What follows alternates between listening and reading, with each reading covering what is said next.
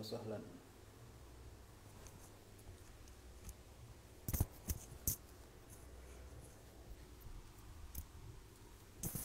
Alhamdulillah, selamat malam semuanya.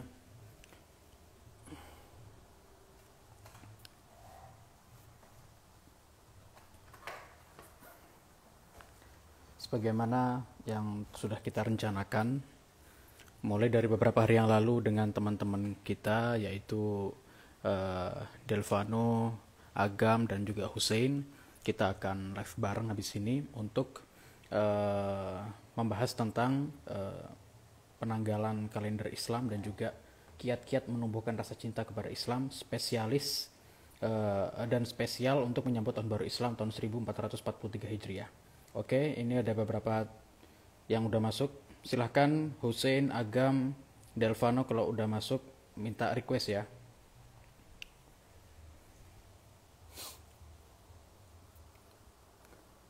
Biar segera kita mulai. Selamat malam semuanya teman-teman, mudah-mudahan sehat selalu dan mudah-mudahan live kita pada malam hari ini berjalan lancar dan diberkahi oleh Allah Subhanahu wa taala. Amin insyaallah.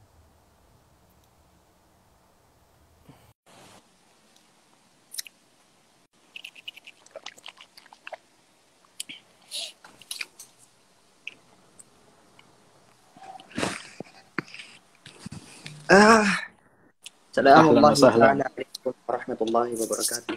Waalaikumsalam warahmatullahi wabarakatuh. Kif halukum ya akhu ya Hussein? Alhamdulillah Maulana. Masya Allah, Masya Allah. Tasharrafna fi hadzal liqa. Ya Rabb. Masya Allah. Mudah-mudahan nggak ada kendala ya. Ini nunggu Amin. Agam sama Delvano. Ini amankah? Aman. Alhamdulillah. Mudah-mudahan bertahan sampai nanti. Amin. Ana coba pancing dulu Agam sama Delvano. Saya coba call ya. Oh gitu. Oke, silahkan.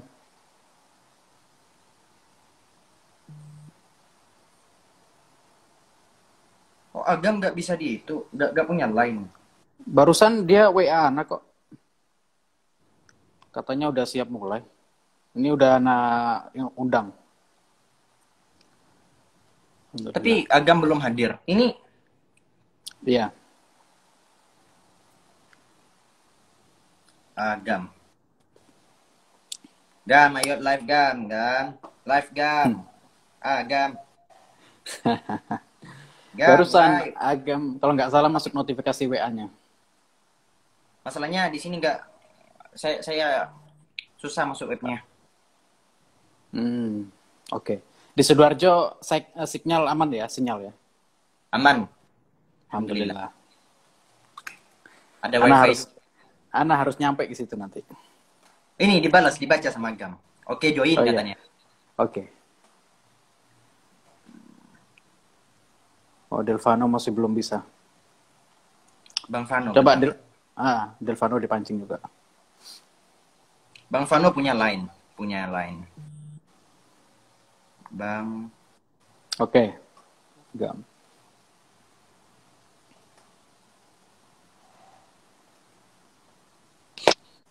Ahlan wa sahlan. What's up, bro? Assalamualaikum. Masya Allah. Mudah-mudahan nggak bermasalah ya suaranya ya, Gam ya. Amin. Aman ya. Assalamualaikum Bang Vano. Ini ditunggu sama Habib Ahmad. Oke, siap. Ya. Oke. Agam meskipun nggak pakai headset aman ya, suaranya kedengeran ya. Coba bersuara. Suara Ana ada nggak aman kan? Ada. Nggak aman, Oke. nggak aman. Cepat pakai headset. Nggak aman. Iya, kayaknya harus pakai headset. Ana padahal udah bilang tadi di WA, tapi nggak mau dengerin Agam nih. Ada. Nah, Ini contoh Iya. yang ditiru. Ya, sip. Sedikit lebih gelap. Gini. Perangan nggak suka. Ini komen Diana kok berhenti ya Maulana? Waduh. Selalu berhenti antum ya kalau masuk live ya. Saya keluar dulu ya, nanti undang lagi. Oke.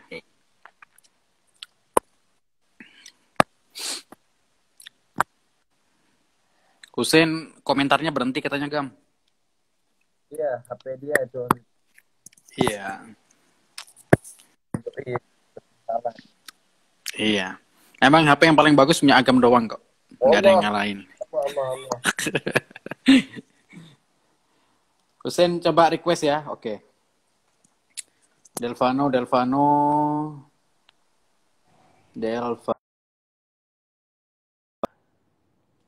Gam? Bib. Oke. Aman. Halo, Assalamualaikum. Kok Oh, aman. halo. Komentar jalan nggak? Komentar jalan. Alhamdulillah. Oke. Tinggal nunggu Delvano. Oke. Delvano masuk. Bismillahirrahmanirrahim.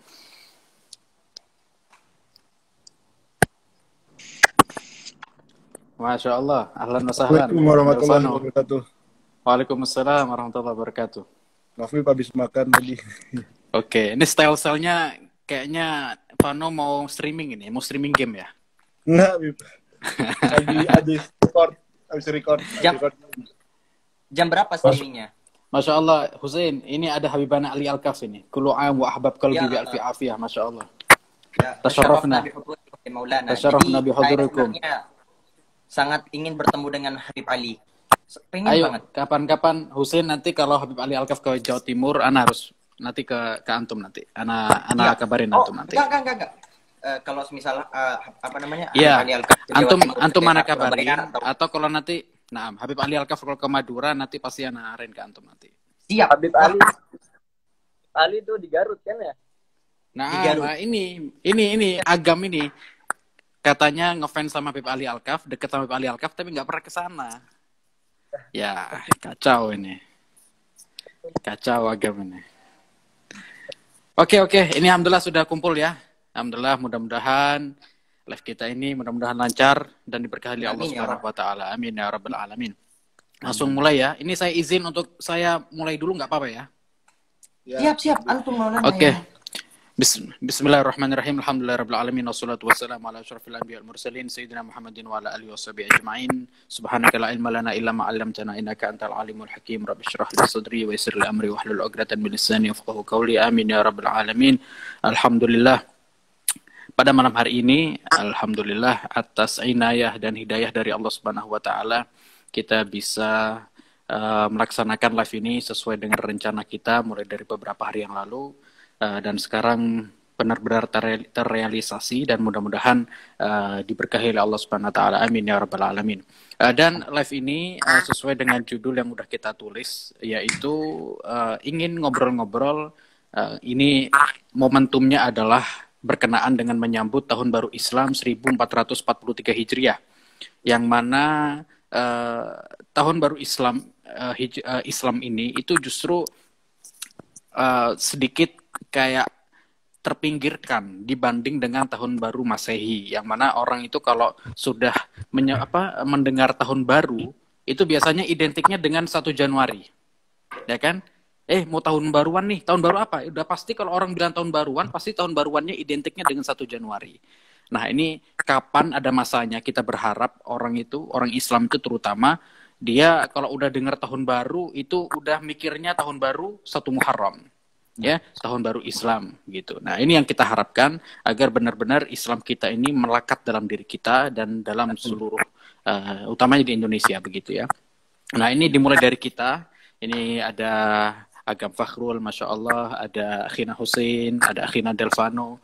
Mudah-mudahan antum-antum semuanya nanti bisa kasih wawasan kepada kita semuanya, yang berkaitan lah nanti ya, sambil mengalir. Jadi ini mengalir saja, jadi ada santainya biar nggak begitu kaku. Oke. Sesuai dengan tema yang sudah saya tulis tadi, yaitu pembahasan tentang penetapan kalender Islam. Sebenarnya ini sudah cukup masyhur ya, sudah cukup terkenal. Saya rasa teman-teman udah banyak yang tahu sejarah penanggalan Islam ini gimana gitu. Oke. Jadi mungkin saya mohon izin ya untuk masalah penanggalan Islam ini saya mulai dulu ya. Nanti bisa ditambahkan oleh teman-teman semuanya. Nah, ini saya mohon izin dulu. Sebenarnya antum ini senior Ana semua, jadi Ana nggak enak ini. Cuman biar ini aja lah, biar ada yang mulai duluan ya, biar dipancing dulu. Oke. Jadi sebenarnya di zaman Rasulullah SAW, utamanya ketika Rasulullah sudah pindah ke kota Madinah, dalam dunia Islam itu tidak ada yang namanya penanggalan gitu. Sampai pada akhirnya titik yang akhirnya menjadikan sadar antara para sahabat ini pentingnya penanggalan Islam ketika di tahun keempat daripada kekhilafan daripada Sayyidina Umar bin Khattab. Nah, Di zaman Rasulullah itu tidak ada penanggalan. Di zaman Sayyidina Abu Bakar As-Siddiq berjalan khilafah selama 2 tahun juga belum ada penanggalan. Sampai 4 tahun kekhilafahan daripada Sayyidina Umar bin Khattab pun belum ada penanggalan. Sampai ada satu kejadian Sayyidina Umar bin Khattab selaku Amirul Mukminin, selaku pemimpin seluruh negara Islam yang ada di dunia saat itu, mengirim surat ke salah satu sahabat Nabi, sahabat senior Nabi yang saat itu menjadi gubernur Basrah, yaitu Sayyidina Musa al-Asy'ari. Sayyidina Musa al-Asy'ari saat itu menjadi gubernur Basrah. Basrah ini daerah Irak. Ya. Sayyidina Umar bin Khattab ini mengirimkan surat. Tertulis di surat tersebut itu tulisan bulan Sya'ban. Kalau bulan-bulannya namanya ada, cuman penanggalannya nggak ada waktu itu. Nah, Abu Musa al-Asy'ari itu melihat tulisan Sya'ban ini bingung. Ini maksudnya Sayyidina Umar bin Khattab ini Sya'ban tahun ini atau Sya'ban yang akan datang. Bingung Abu Musa al-Asy'ari. Akhirnya Sayyidina Abu Musa al-Asy'ari itu sempat menghubungi daripada Sayyidina Umar bin Khattab bahwasannya, wahai Amirul Mukminin, kami bingung. Ini maksudnya Sya'ban tahun ini atau Sya'ban yang akan datang. Begini. Akhirnya Sayyidina Umar bin Khattab pun, oh iya ya, kok kita kayak nggak kepikiran untuk ngasih ada sesuatu sehingga biar jelas ini Sya'bannya ini kapan gitu loh. Kebetulan saat itu, disadarkan oleh teguran daripada Sayyidina Abu Musa al-Asy'ari selaku gubernur Basrah, datang ada seorang Yaman, orang dari negeri Yaman. Ini cerita sama Sayyidina Umar bin Khattab bahwasannya di negeri Yaman itu, di kerajaan Yaman dan juga ada beberapa pemerintahan di Yaman itu terbiasa memberikan tanggalan gitu. Ada penanggalan di negeri Yaman. Sehingga Sayyidina Umar bin Khattab sadar, oh iya kayaknya cocok deh kalau misalkan kita ini pakai penanggalan sebagaimana yang ada di Yaman dan juga sebagaimana yang disadarkan oleh Abu Musa al-Asy'ari tadi. Oke, langsung Sayyidina Umar bin Khattab, mendingan ini daripada komennya ganggu banget kan ya, dan antum lagi enak-enak, komennya mungkin di turn off aja dulu. Nanti kalau udah sampai Q&A gitu baru. Iya, itu lebih baik saya rasa. Oh gitu ya, oh ya. Maaf, Afwan Maulana, Sebentar. maaf. Karena ini saya rasa. Oh nggak masalah, maafi muskilah. Oke, terima kasih sarannya Husin. Ya. Jadi saat itu Sayyidina Umar bin Khattab tersadarkan dengan Sayyidina Abu Musa al-Asy'ari dan juga orang Yaman yang saat itu memberi usulan dan cerita bahwasanya di Yaman itu ada yang namanya penanggalan. Akhirnya Sayyidina Umar bin Khattab mengumpulkan beberapa sahabat, terutama sahabat-sahabat senior yaitu Sayyidina Utsman bin Affan, Sayyidina Ali bin Abi Thalib, yang akhirnya Sayyidina Umar bin Khattab duduk dengan para sahabat-sahabat ini bertanya kepada mereka. Gimana menurut antum semuanya kira-kira untuk di dalam hal ini perlu nggak ada yang namanya penanggalan sebagaimana terjadi oleh Abu Musa al-Asy'ari. Akhirnya mereka mengatakan, iya sepertinya perlu wahai Amirul Mukminin, perlu kita ada penanggalan dan penentuan kira-kira tahun awal itu di bulan apa dan sebagainya. Ada beberapa usulan kalau misalkan awal daripada tahun baru Islam itu berpatokan dengan hari lahirnya Rasulullah SAW. Ada juga yang berusulan gimana kalau misalkan tahun baru Islam ini berpatokan dengan hari wafatnya Rasulullah SAW, dan juga ada yang berpatokan gimana kalau sama dengan ngikutin dengan tahun Romawi. Ada sahabat yang mengatakan seperti itu. Ada yang mengatakan gimana kalau ikut tahun Romawi aja. Padahal saat ada terjadinya itu di tahun 638 Masehi. Saat itu 638 Masehi, sehingga Sayyidina Umar bin Khattab mengatakan janganlah kalau ikut Romawi kejauhan. Oke, kita tampung dulu. Yang pertama adalah berpatokan dengan hari lahirnya Rasulullah. Kata Sayyidina Umar bin Khattab, janganlah kalau misalkan berpatokan dengan hari lahir, itu sama dengan orang Nasrani yang bertepatan dengan hari lahirnya Nabi Isa alaihissalam, yang mengatakan mereka adalah Yesus begitu. Kemudian kalau hari wafat, Sayyidina Umar bin Khattab itu nggak setuju karena takutnya nanti akhirnya setiap tahun kita ini berduka mengingat-ingat kewafatan daripada Rasulullah SAW. Bahwasanya Sayyidina Umar bin Khattab ini termasuk sahabat Nabi yang saat itu paling tidak terima dengan kewafatan Rasulullah. termasuk sahabat yang paling tinggi cintanya kepada Rasulullah, sampai kata Umar bin Khattab, janganlah nanti saya akhirnya nggak bisa move on, akhirnya saya selalu sedih nanti dengan adanya itu. Akhirnya ada satu usulan, yang mana ini usulan daripada Sayyidina Ali bin Abi Thalib, yang mengatakan bahwasannya gimana kalau penanggalan ini atau tahun awal daripada kalender Islam ini berawal daripada hijrahnya Nabi Muhammad SAW. Akhirnya setelah dimusyawarahkan lagi, Umar bin Khattab kok lebih condong dengan pendapat yang dari hijrah. Karena juga melihat momentum daripada hijrah ini lebih ngena gitu, lebih nendang. Ya kayak feel-nya emosionalnya itu feel-nya dapat, ada emosionalnya gitu, kayak gimana perjuangannya Rasulullah dari Mekah, beliau diintimidasi, beliau disiksa oleh orang-orang kafir Quraisy sehingga beliau memutuskan untuk hijrah dengan perintah Allah Subhanahu wa taala. Beliau saat itu dikejar-kejar orang kafir Quraisy dan sebagainya. Panjang dan feel-nya ada. Jadi emosionalnya itu ada, sehingga Umar bin Khattab langsung memutuskan selaku Amirul Mukminin, sekarang kita putuskan awal tahun daripada Islam itu adalah bulan Muharram, begitu. Nah, dan juga ada yang mengatakan bahwasannya kenapa kok dipilih bulan Muharram? Karena yang pertama adalah orang-orang jahiliyah zaman dahulu sebelum zaman Nabi, memang mereka itu selalu menjadikan bulan Muharram ini menjadi tahun pertama. Jadi sebelum zaman Nabi pun orang-orang jahiliyah itu selalu menjadikan bulan Muharram ini menjadi bulan yang pertama, begitu. Itu yang pertama. Yang kedua adalah dijadikan, kenapa kok bulan Muharram? Karena bulan Muharram ini adalah bulannya orang-orang baru pulang dari haji. Dzulhijjah kemarin, orang-orang baru pulang dari haji, itu bulan Muharram. Jadi ada momennya, momen bulan Muharram. Dan yang ketiga adalah yang lebih pas, karena tadi kan berpatokannya dengan hijrahnya Nabi. Kalau hijrahnya Nabi kan beliau, ada yang mengatakan saat itu beliau berangkatnya di bulan Safar.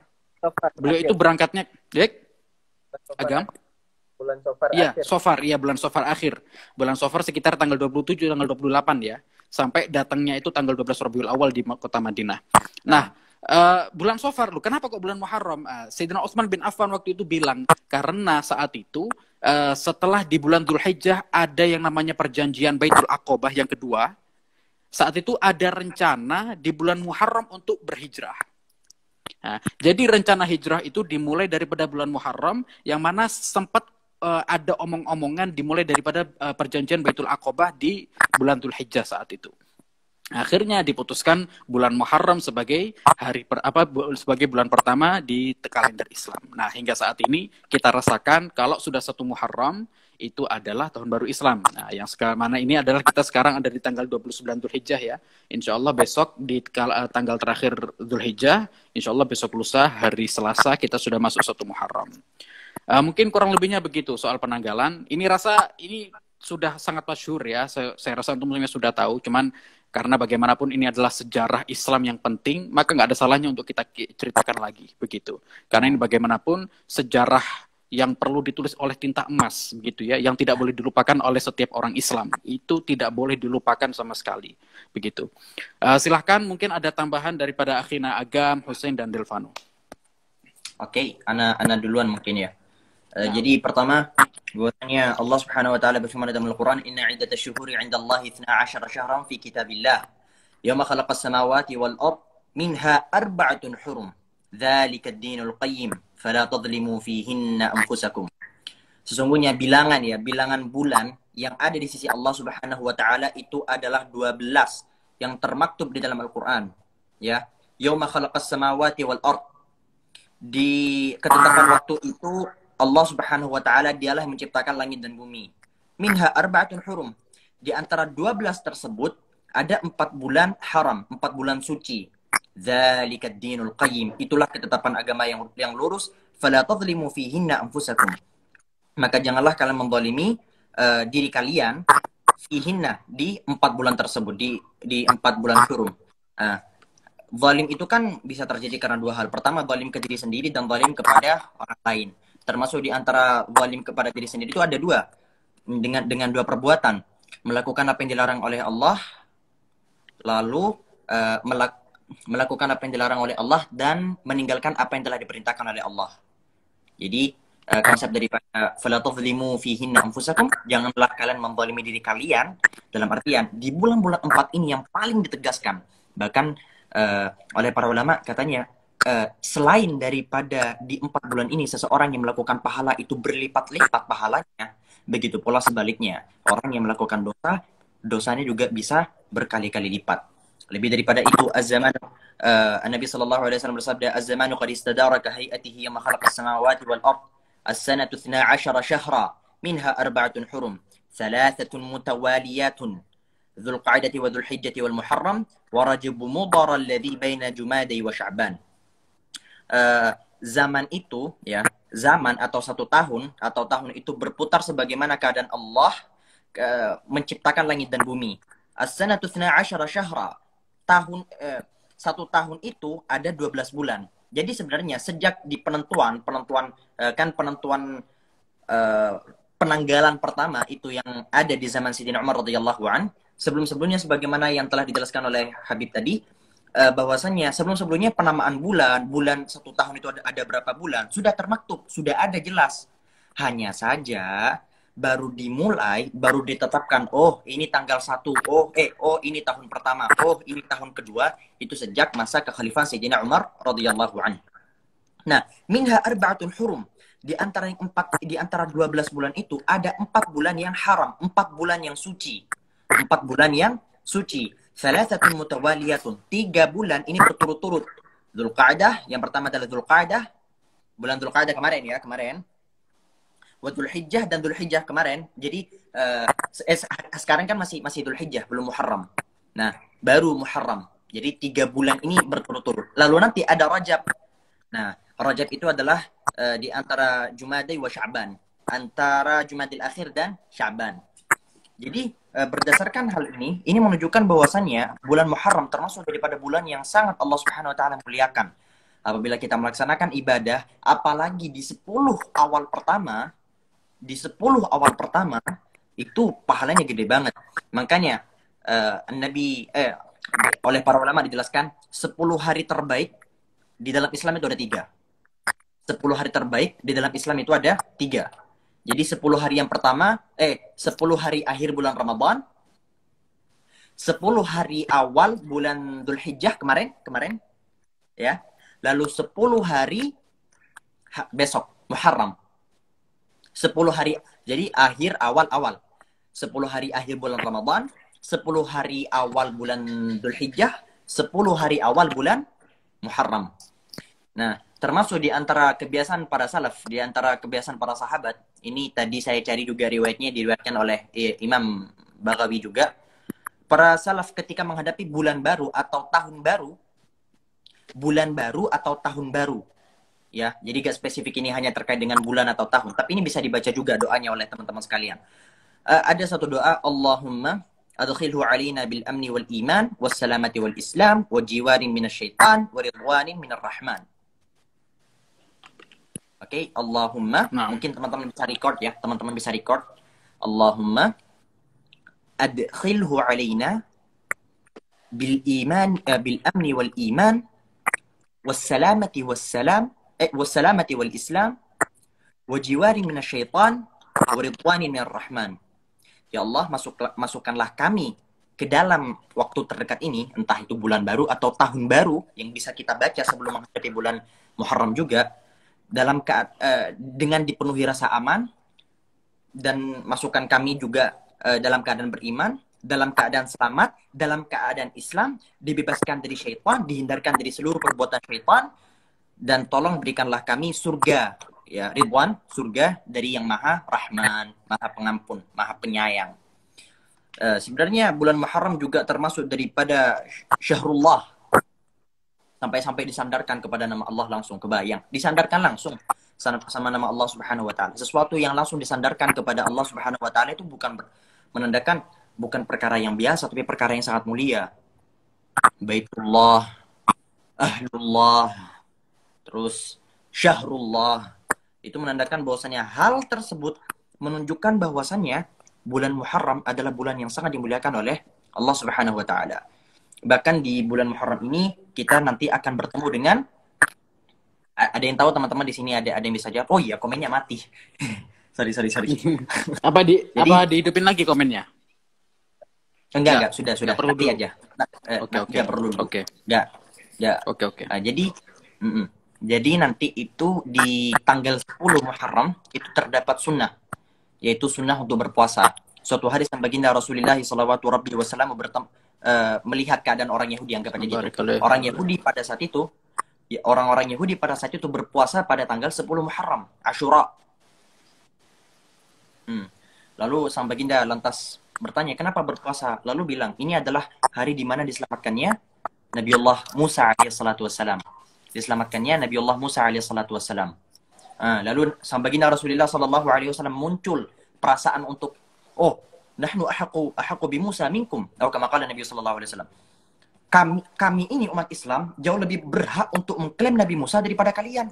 Kalian orang Yahudi banyak-banyak menipu atas Nabi Musa alaihissalatu wassalam, menipu agama Allah. Jadi kalau ngomongin masalah memuliakan yang terjadi di Nabi Musa alaihissalatu wassalam, kami yang jauh lebih berhak daripada kalian. Makanya Nabi Muhammad sallallahu alaihi wasallam juga ikut berpuasa.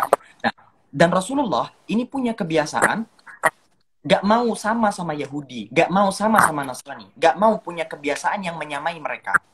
Menyamai kebiasaan orang Yahudi, menyamai kebiasaan orang Nasrani. Khaliful Yahud, banyak hadis Nabi sallallahu alaihi wasallam bilang, Khaliful Yahud, Khaliful Yahud, Khaliful Yahud. Ayo bedakan diri kalian sama orang Yahudi, bedakan diri kalian sama orang Yahudi, bedakan diri kalian sama intinya Islam ini harus punya ciri khas. Makanya sampai baginda Rasulullah sallallahu alaihi wasallam di antara bentuk termasuk indahnya tadi itu Rasulullah berpesan kepada sahabat, ayo tahun depan nanti tanggal 9 kita juga puasa. Nah, namun sayangnya, sedihnya, sebelum menghadapi tahun depan Rasulullah SAW meninggal duluan. Rasulullah SAW meninggal duluan sehingga tidak sempat untuk berpuasa tanggal 9-nya. Makanya dianjurkannya buat teman-teman sekalian nanti tanggal 10 puasa. Kalau misal tanggal 10 kalau bisa sama tanggal 9-nya, 9 10. Kalau emang tanggal 9-nya ada hal yang darurat kayak atau hal yang apa, oke, boleh tanggal 10-nya doang. Cuman dianjurkannya adalah tanggal 9 dan 10. Seperti itu. Afdhalus siyami ba'da Ramadan syahrullahil muharram. Ya, syahrullahil muharram. Puasa yang paling bagus, puasa yang paling utama setelah bulan Ramadan adalah syahrullah. Kebayang, syahrullah. Bulannya Allah al-Muharram, yaitu bulan Muharram. Ketika kita bilang Baitullah, rumah Allah, Ka'bah, itu adalah tempat yang paling mulia. Ahlullah, lalu syahrullah. Segala sesuatu yang disandarkan kepada nama Allah Subhanahu wa taala ini menunjukkan ini hal yang mulia. Sekali lagi saya tegaskan, ini menunjukkan hal yang sangat mulia, yaitu bulan Muharram. Makanya dianjurkan banyak-banyak berpuasa oleh para ulama di bulan Muharram. Tapi kalau semisal benar-benar nggak bisa atau malas kayak atau apa kayak ya minimal nanti tanggal 9 10. Kalau 9-nya juga agak repot, 10-nya doang. Kayak gitu. Wallahu a'lam. Mungkin ada lanjutan dari kawan-kawan lain. Silakan. Agam mau nambahin atau Delvano? Silakan. Sebelum kita nanti kita pindah ke tema untuk kiat-kiat menumbuhkan rasa cinta kepada Islam. Ini sementara yang berkaitan dengan itu tadi penanggalan, yang tentang Muharram, silahkan. Silahkan. Boleh. Ya. Suaranya kecil, Agam. Suaranya kecil. Ini udah ada suaranya belum? Ya. Lumayan. Agam. Pakai headset cepetan. Iya, tadi kayaknya udah ada headset tadi. Ya Allah. Cepat, Gam. Hah.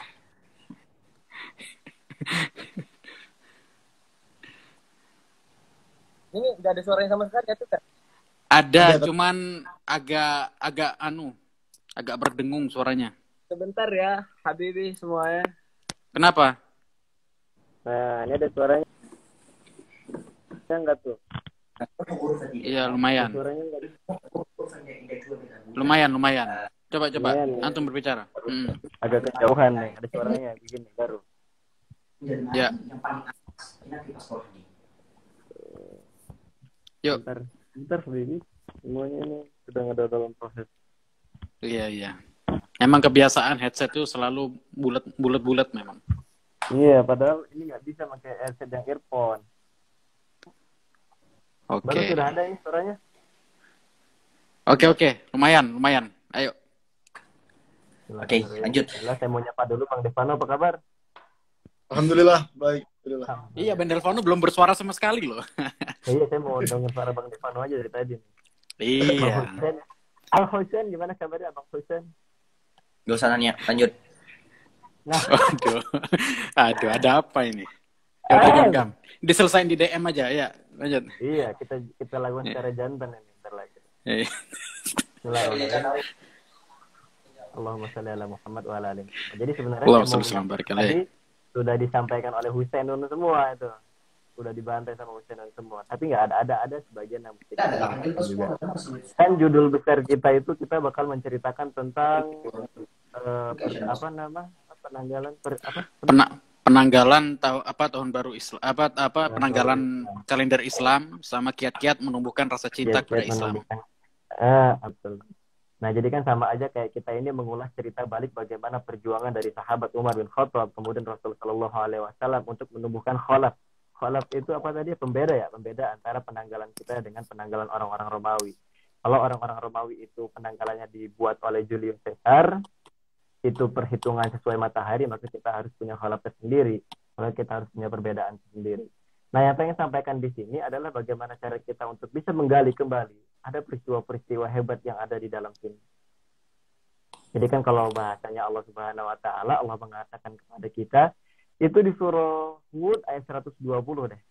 Ya, teman-teman, Allah mengatakan itu wa kullan naqussu 'alaika min anba'ir rusul. Jadi, wahai Muhammad, sengaja kami ceritakan kepada kamu kisah-kisah orang-orang terdahulu, kisah-kisah para nabi, kisah-kisah para rasul. Itu untuk apa tujuannya? Manusab itu bihi ada. Nah, jadi kayak agar kita itu bisa menumbuhkan rasa kita kembali cinta, kembali teguh dalam perjalanan kita. Gitu. Bahkan yang Allah katakan juga wajah kafi hadhil haq gitu. Dia diceritakan kepada kita adalah cerita-cerita yang benar.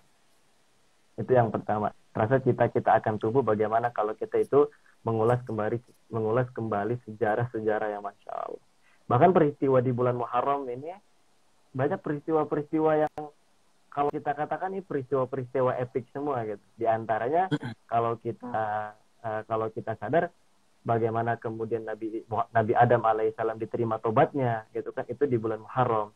Bagaimana kemudian Nabi Yunus alaihissalam itu diselamatkan dari perut ikan paus, itu kan di bulan Muharram. Bagaimana kemudian Nabi Ibrahim itu diselamatkan dari bara api yang panas, itu kan di bulan Muharram. Kemudian bagaimana tadi yang dikatakan oleh Akhina Husain Al-Mahbub itu Nabi Musa juga diselamatkan oleh tentara-tentara ini gitu ya, tentara Firaun. Itu kan terjadi di bulan yang istimewa ini, bulan Muharram gitu. Nah, yang saya sayangkan ternyata ya di Indonesia itu bulan Muharram malah dipakai bulan-bulan untuk sakral, dipakai malah untuk bulan-bulan perbanyak untuk berbuat maksiat. Loh, contohnya di daerah saya itu ada istilahnya itu acara tabot. Nah, jadi tabot itu apa tabot? Ya, ayo. Apa itu, gimana? Nah, tabot itu kalau di bahasa saya itu tabot, tapi kalau di bahasa Padangnya itu oyak tabuy. Oyak tabuy.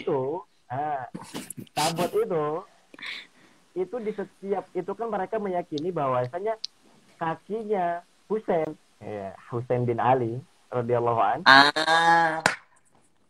itu dikuburnya bukan di Karbala, bukan, tapi dikuburnya di mana? Loh, di Bengkulu. Itu kan pikirannya kemana-mana. Sampai dengan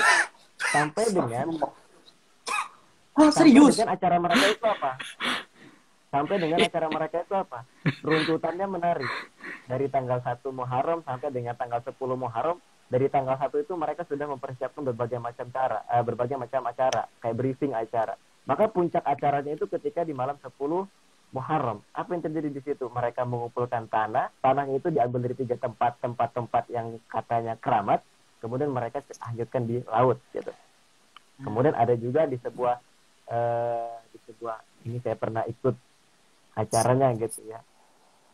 Mungkin nggak usah lah, saya ngeri gitu kalau mau bahas. Tapi banyak acara-acara yang kalau kita katakan mereka itu malah terbuat daripada bukan mendekatkan diri kepada Allah, tapi malah menzalimi dia kepada Allah. Bahkan kalau kita ulas tadi kembali kalau yang disampaikan oleh saya Akhina Husain Al-Mahbub. itu kan di surah Al-Mahbub Habibi, itu kan di surah apa tadi? Surah ke-9 ayat 32 ya tadi ya. Inna iddatasyahara itu Nah, jadi Allah itu menetapkan ada 12 bulan. Bahkan Allah menetapkan 12 bulan itu sebelum penciptaan langit dan bumi itu Allah telah menciptakan yang namanya 12 bulan gitu. Nah, di situ Allah juga mengatakan ada 4 bulan yang istimewa, 3 bulan berurutan kemudian ditutup dengan bulan Rajab. Nah, kita ternyata di sini sadar kok kenapa bulan-bulan ini yang Allah muliakan. Salah gampangnya gini deh. Kenapa kok Allah kenapa ada namanya bulan Zulqa'dah? Apa istilahnya itu Zulqa'dah, Zulqa'dah apa Dzulqa'dah. Zulqa'dah. Jadi kalau Zulqa'dah itu kan arti kalau bahasa kita itu bagaimana kalau orang yang tadinya bermain-main berdiri kemudian duduk gitu ya, istirahat gitu. Waktu istirahat, bulan istirahat. Bulan istirahat. Nah, kalau orang-orang Arab itu kalau kita sadar dalam sirah itu adalah orang-orang yang suka safar, orang-orang jalan-jalan kemana-mana berdagang. Nah, tapi ketika di bulan Dzulqa'dah yaitu orang-orang mulai berhenti aktivitas, orang-orang yang di luar daripada Mekah itu datang ke kota Mekah untuk melaksanakan rangkaian haji. Itu di bulan Dzulqa'dah. Nah, ternyata itulah bulan-bulan yang kemudian Allah haramkan di situ, Allah muliakan di situ. Bahkan tadi Akhina Husain Al-Mahbub juga mengatakan memang Allah menisbatkan dalam bulan itu, bulan Muharram itu syahrullah gitu ya. Habibie ya. Senyum dong.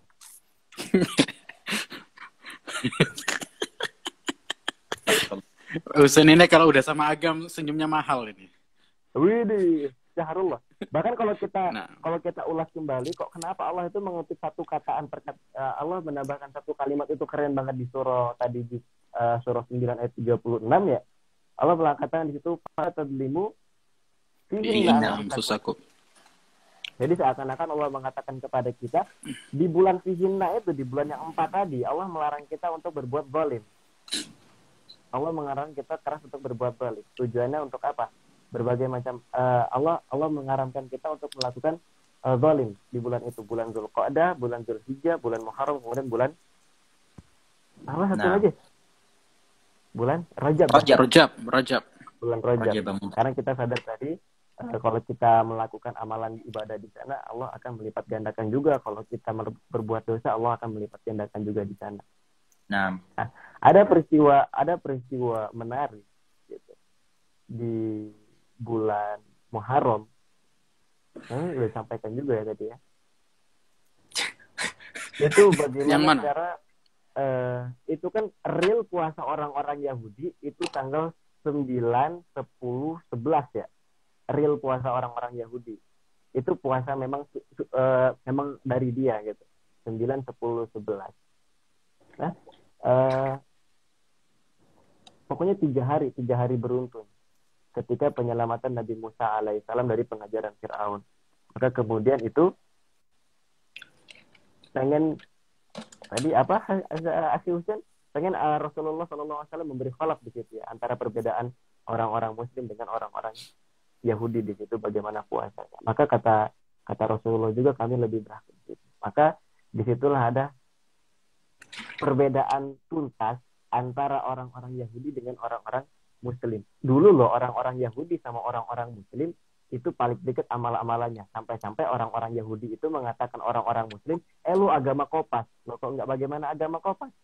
Kiblat kita itu sama kayak kiblat orang-orang Yahudi.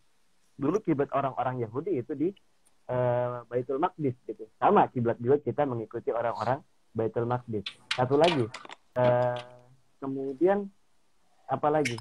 Puasa. Kok kalian ikut-ikutan amal ibadah puasa? Sampai-sampai itu orang-orang Yahudi mengatakan agama lu itu agama copy paste. Maka disinilah ketika perbedaan terbesarnya, yaitu ketika Allah Subhanahu Wa Taala membedakan semuanya itu real semuanya yang tadinya Allah mengatakan ya Bani Israil dzkuru ni'mati allati an'amtu 'alaikum, kan aslinya kan orang-orang Yahudi adalah orang-orang yang Allah muliakan di situ. Orang yang Allah berikan keutamaan di situ. Tapi kemudian keutamaan itu Allah cabut gara-gara mereka itu ya luar biasa gitu. Perlakuan sombong mereka membunuh para nabi-nabi, mereka banyak mengolok-olok Rasulullah. Allah bedakannya kapan? Tadi, ketika di bulan Muharram itu ada puasa, maka disitulah puasa pembeda. Kemudian di situ Rasulullah nego sama Allah, bukan nego sih, mengkode sama Allah. Rasulullah keluar, nengok langit, kemudian menghadapkan wajahnya ke Mekah gitu. Rasulullah keluar lagi kemudian menghadapkan wajahnya ke Mekah. Nah itu loh, orang itu kalau udah saling mencintai tanpa harus diberi kode, tanpa harus dikatakan, hanya diberi kode, cukup diberi kode saja udah langsung peka gitu. Itu ya Habibie Hussein ya. Kamu dengar gak sih? Dengar. Nggak, ini kenapa kok Agam ngomongnya ke Habibie Hussein? Kenapa nggak ke Ana, ke Adelvano gitu loh? Antum Karena ini lagi antum ngobrol sudah- sama Hussein doang kayaknya ya. Oh, enggak. Enggak. Nah, jadi gitu ternyata Oke. kalau Ya. kalau orang itu udah cinta tanpa harus mengatakan, cukup di kode ya Allah, langsung peka gitu. Jadi Rasulullah nggak mengatakan ya Allah tolong deh pindahin Masjidil kiblat kita ke Masjidil Haram gitu. Rasulullah nggak mengatakan kayak gitu. Tapi Rasulullah hanya memberikan kode, menghadapkan wajahnya ke langit, kemudian Nah. ke Ka'bah, ke langit, kemudian ke Ka'bah. Allah peka gitu. Kemudian Allah mengatakan fawalli Qad nara taqalluba wajhika fis sama. Bisa. koordinat taqalluba wajhika fis sama fawalli Falanwalli. Falan waliyannaka qiblatan tardhaha, fawalli wajhaka syatran masjidil haram. Ayo itu. Jadi tanpa harus apa-apa. Kemudian disitulah yang tadinya orang-orang Yahudi itu adalah orang-orang yang anni faddaltukum alal alami, kemudian diputus semuanya di situ. Itu banyak kemudian peristiwa-peristiwa hebat juga lain. Maka di sini juga penting bagi kita untuk bisa menumbuhkan giroh kita, untuk bisa menambahkan kecintaan kita, bagaimana perjuangan. Tadi kita bagaimana ternyata dari zaman Rasulullah belum ada penanggalan, dari zaman Sayyidina Abu Bakar belum ada penanggalan. Di sini kita sadar bagaimana perjuangan orang-orang tersebut untuk mengumpulkan penanggalan yang membedakan antara kita dengan orang-orang Nasrani. Gitu. Maka Sudah. tujuan besar kita belajar ini ya tadi manusab itu ada. Fuadak. Naam. Betul. Masya Allah. Oke, Gitu. ini tadi dari Akhina Agam Al-Mahbub ya. Nah, ini Akhina Delvano mau ada tambahan? Nggak ada, Bib. Saya di sini belajar banyak aja, Bib. Oh, enggak gitu. Kita sama-sama sharing di sini. Oke, Ya, mungkin langsung ya. Ada oke. cerita khusus mungkin atau apa gitu Bang Fano? Nggak harus keluarin dari mungkin- apa enggak harus. Mungkin Delvano nanti masuk di bab kiat-kiat menumbuhkan rasa cinta kepada Islam. Nah, Soalnya pengalaman yang tertarik dari Delvano ini pengalaman spiritualnya ketika baru masuk Islam itu luar biasa. Nah, ya. Oke, ini untuk sejarah penanggalan Islam tentang bulan Muharram yang disampaikan Akhina Hussein dan juga oleh Akhina Agam ya. Beberapa peristiwa-peristiwa terjadi yang di bulan Muharram dan juga keutamaan bulan Muharram ya. Sebenarnya di tema yang kedua ini tentang kiat-kiat menumbuhkan rasa cinta kepada Islam itu ya sebenarnya dimulai daripada penanggalan Islam itu tadi, sehingga dengan kita tahu sejarah Islam, dengan kita tahu bagaimana aslinya Islam, sejarahnya Islam dan sebagainya, itu adalah salah satu dasar dan pondasi untuk kita bisa cinta kepada Islam begitu. Nah. Karena orang kalau cinta ya harus tahu bagaimana sejarahnya, bagaimana ini dan sebagainya begitu. Ini juga harus menjadi sejarah yang basic, harus dikasih tahu setiap orang Islam gitu ya. Nah, oke, akhirnya yang terpenting adalah dari tema ini, bagaimana sih caranya agar kita ini, terutama teman-teman kita yang mungkin baru belajar agama Islam, mungkin juga ada yang baru masuk Islam mungkin dan sebagainya, itu biar kita ini semakin cinta sama agama Islam. Terkadang begini, ini tidak hanya diperlukan untuk orang yang awam atau orang yang baru masuk Islam. Padahal kita sendiri yang udah Islam dari lahir pun perlu yang namanya charging untuk yang namanya menumbuhkan rasa cinta kita kepada Islam begitu.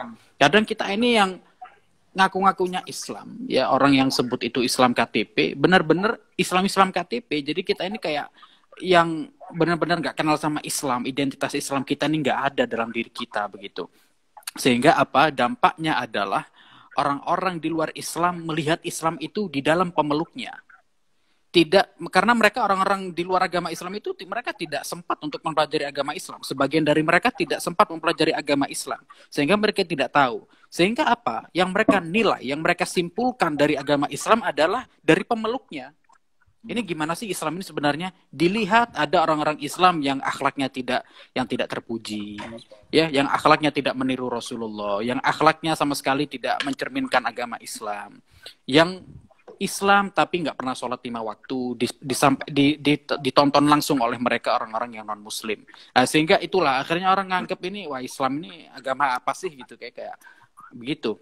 Nah, jadi di sini dengan tema ini mudah-mudahan dan teman-teman sekalian yang hadir di sini, gimana caranya biar kita ini bisa cinta dengan sebenar-benarnya cinta kepada agama Islam, sehingga kita bisa menjalankan apa yang dalam agama Islam ini sesuai dengan makna etimologi daripada Islam, yaitu Islam itu dari segi bahasa artinya adalah al-istislam wal inqiyad.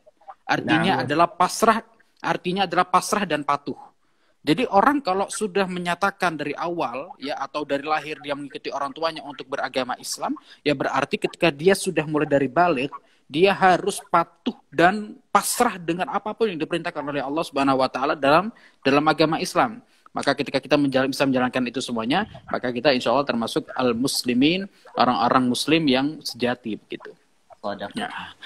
Mungkin bisa disampaikan oleh teman-teman sekalian, Hussein, Agam, dan Delvano soal ini untuk membangkitkan memotivasi kita ya, membangkitkan rasa cinta kita kepada Islam, terutama kepada teman-teman juga. Silahkan. Oke, jadi masih waktu saya awal-awal SMP, waktu itu nahu saya masih ancur-ancuran, Bib. Sekarang juga masih ancur-ancuran, Bib. Tapi waktu itu saya benar-benar kosong, plong. Kayak, bisa lah baca Arab asal ada harokatnya. Bisa baca Al-Quran, alhamdulillah lancar, cuman gak ada harokatnya gitu. Habis saya tiba-tiba manggil saya, Husain, kesini gitu. Terus saya disuruh baca artikel bahasa Arab. Saya benar-benar kosong, Bib, waktu itu. Gak ada harokatnya, gak ada apa gitu. Ya, disuruh baca artikel itu.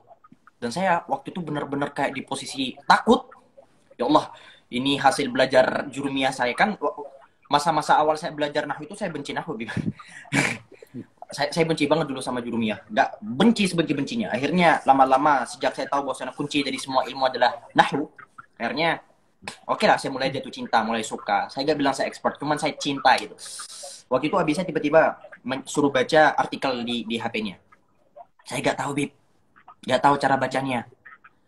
Terus ya sejak melalui proses dimarah-marahin karena nggak bisa baca dan sebagainya, justru karena dimarahin itu terlekat di otak saya. Isi dari artikelnya waktu itu, Bib, adalah awal kehancuran umat Islam, di mana orang Islam tidak tahu bulan Islam. Awal kehancuran Islam, artikelnya itu, artikel waktu itu. Jadi saya ketika ngebahas tentang awal tahun baru, saya tiba-tiba keinget masa-masa awal SMP atau SD, saya lupa, Bib. Masa-masa saya benar-benar gak bisa baca, gak paham apa artinya. Akhirnya sejak dimarahin sama Abi ngejelasin apa arti dari artikel itu. Langsung di situ saya dites, Bib. Langsung di tempat itu saya dites. Coba, kamu hafal nggak bulan Islam? Terus sebelumnya saya dites dulu. Coba kamu hafal nggak 12 bulan? Saya bilang hafal. Apa? Januari, Februari, Maret, April, Mei, Juni, Juli, Agustus, September, Oktober, November, Desember. Lancar banget, Bib. Saya ngerasa, abi saya bakalan puji saya gitu. Abi saya bakalan puji saya karena saya lancar banget bulan di masa-masa awal itu ya. Nah, tapi coba Muharram. Muharram.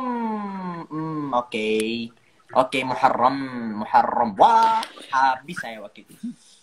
Benar-benar habis saya waktu itu. Akhirnya habis saya bilang, Husain, hafalkan.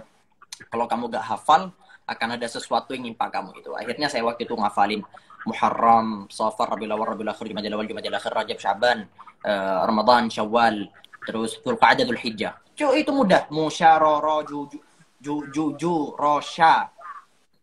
Rosya, Ramadan, Syawal, Zuzu, gitu. Dulu ada. Saya sendiri tipe orang yang ngafalin. Saya sendiri tipe orang yang ngafalin apapun. Saya lancarin dulu isinya. Dulu ketika saya ngafalin Al-Quran gitu, saya lancarin dulu ayatnya. Lalu ketika biar gak bolak-balik, saya hafalin awalnya, huruf awalnya. Nah, jadi kayak gitu. Musyarara, Juju, Rajab, Syaban, Rosya, Ramadan, Syawal, Rosya, Dudu, ya, gitu. Jadi bahkan kalau kita lihat umat Islam hari ini, Bib, coba Maulana itu ketemu di jalan, ada orang lewat, langsung tanyain, rukun Islam ada berapa? Gak semua orang bisa, Bib. Padahal rukun Islam itu adalah hal yang paling utama, Bib. Jadi tiang agama dia gak tahu. Belum Ana pernah lihat itu ada challenge yang tanya-tanya gitu ya di video Iya. gitu ya. Iya. Yang tahu malah nama artis-artis, tapi nama-nama rukun Islam nggak tahu. Iya. Jadi di dalam Islam memang kita sebagai umat Islam tidak hanya berupa hafalan. Tapi kalau hal mendasar kayak gini kita agak hafal, malu dong. Malu, jujur nih ya teman-teman.